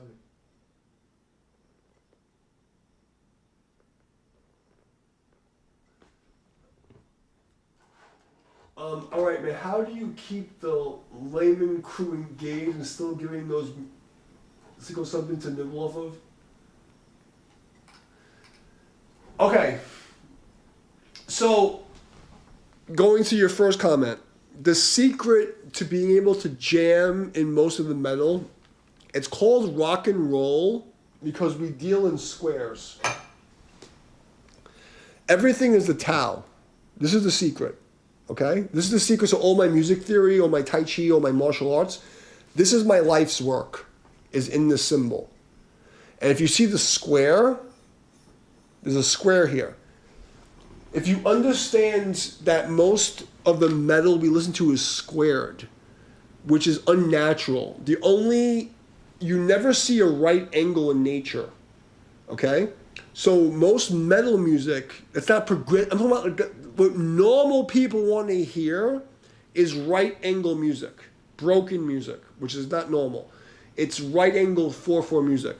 So if you understand what the square sounds like and how to speak in the square, everything makes sense. So like if I go like let's go back to the grindcore thing, right? I'm gonna play call and answers in 4 corners. You can do A, A, B, A, C, A, B, A, B, meaning, watch. Here's, go to death metal drum track 40, whatever it is. 2, 3, 4, 1, 2, 3, 4, 1, 2, 3, 4, 1, 2, 3, 4. See when I put the add in? I'm making it really simple.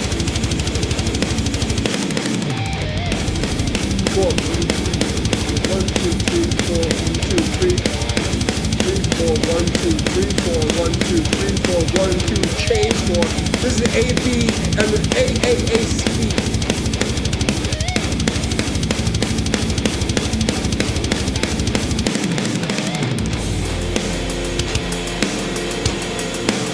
I'm making A, B.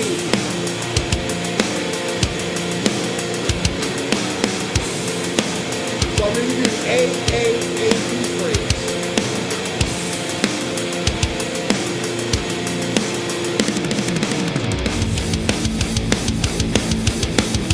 So what I just did in that, because your brain wants to quantify music to a right angle. So what I just did here was I gave you A, B. I'm working the square. Can you see this? I'm going to show you the symbol again, okay? So if you can see the square that I'm working on, I'm just working on the square right now. So there I gave you what's called an A, B. So I gave you my answer on the 4th repetition. You can do this any way that's symmetrical. You can go A, B, A, C. So I'll do an A, B, A, C for you.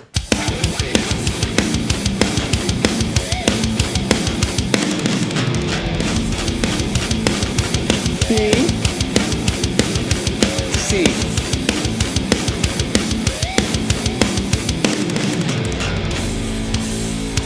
Four, 1, 2, 3, 4, 1, 2, 3, 4, 1, 2, 3, 4, 1, 2, 3, 4, and so if you notice what I'm doing is I'm making everything into a square. That's called musical grammar. Understanding how musical sentences are formed and thinking in musical sentences makes everything you do sound legitimate. So if I go to a solo, and I play a solo. Remember,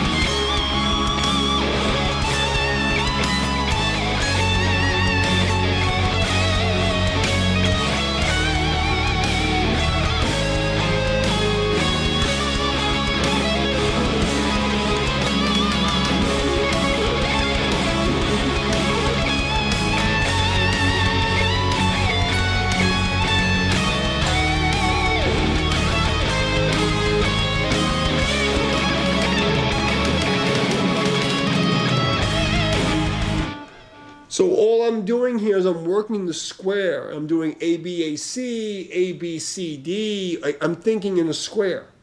That's how I'm able to like make myself sound like I know what I'm talking about because I have musical grammar. Meaning like if I talk to you about like I told you my life story and I'm telling you this girl got fucking raped and fucking abused and all this shit, I know how to make a statement and say, this is the idea, subject, verb, adverb, whatever, and stop. You know what I mean? And it's really simple in music.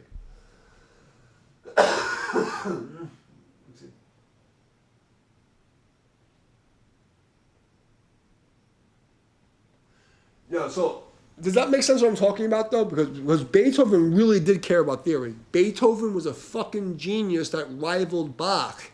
But Beethoven went backwards, and instead of exposition, where Bach was all about exposition, I'm going to take this one fragment, and Beethoven did exposition, but it's different. It's when Bach did exposition, it was like everywhere. Beethoven was sneaky, you know, and this is I'm going to leave you guys with this.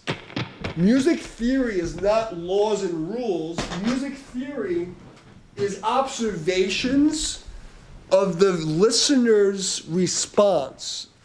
The listener's elicited response. The whole point of music theory is 2 points.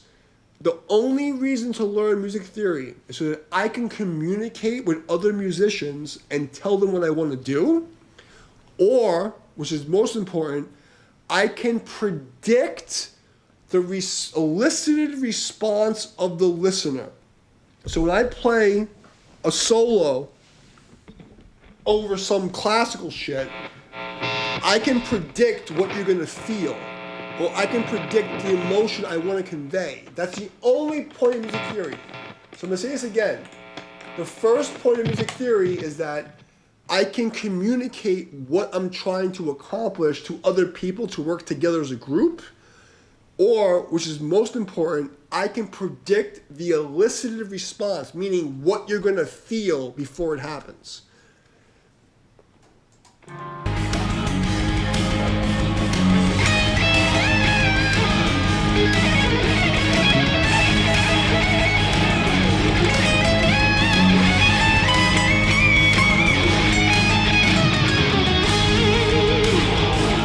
So like I know the scale. Let's start from the beginning here, so you get what I mean. So you have an idea. So here we're in a minor key, right? So I can use either harmonic minor, I can use Aeolian, whatever, right? This is we're in the key of do. Okay, key of do.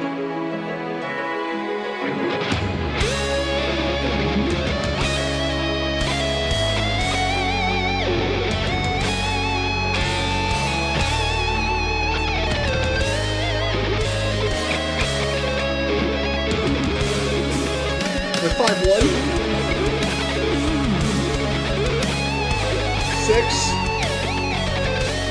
2, 4, 7, 2, 1, 6, 2, 7, 2, 1. Finish.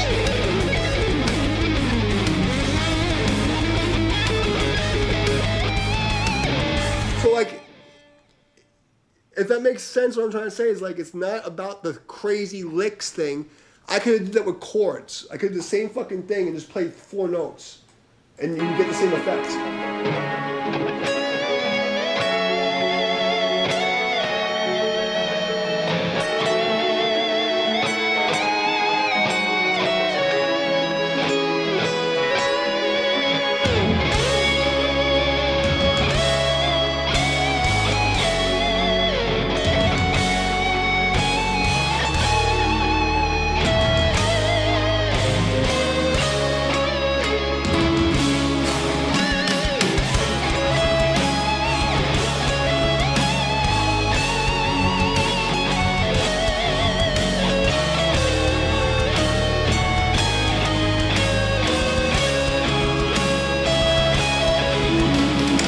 Now I'm doing the same thing with fucking fancy sweeps.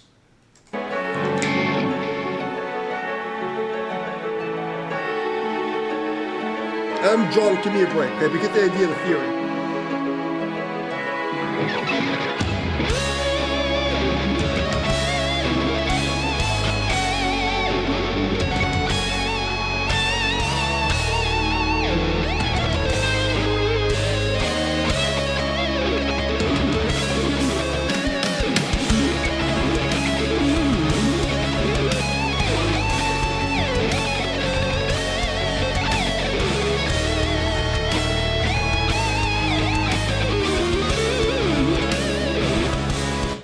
You get what I'm saying? It's like the theory is what's so important. Like, why are you doing the thing? And making complete statements. So if you're doing grindcore, we go back to the grindcore thing.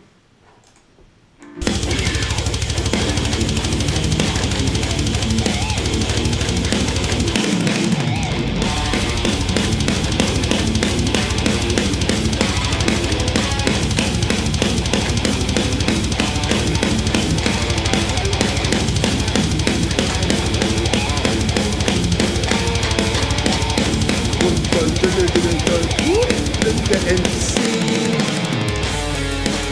it's A, B, and a C riff. Dun, dun, dun, dun, dun. And C riff, A, B, A, C, A, A to B, A. Or C, A, B, and the D riff, A.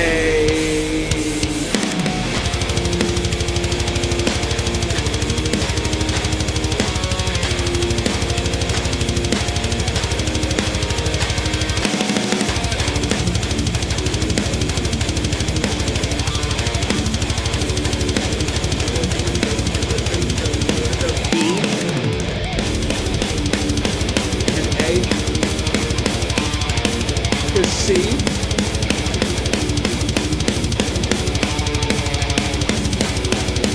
riff, B, A, for C, A,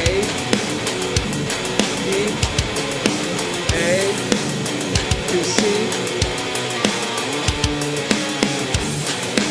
A, B,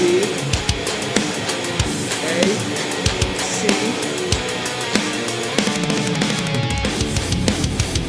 A, to A riff, B, A riff, to C riff,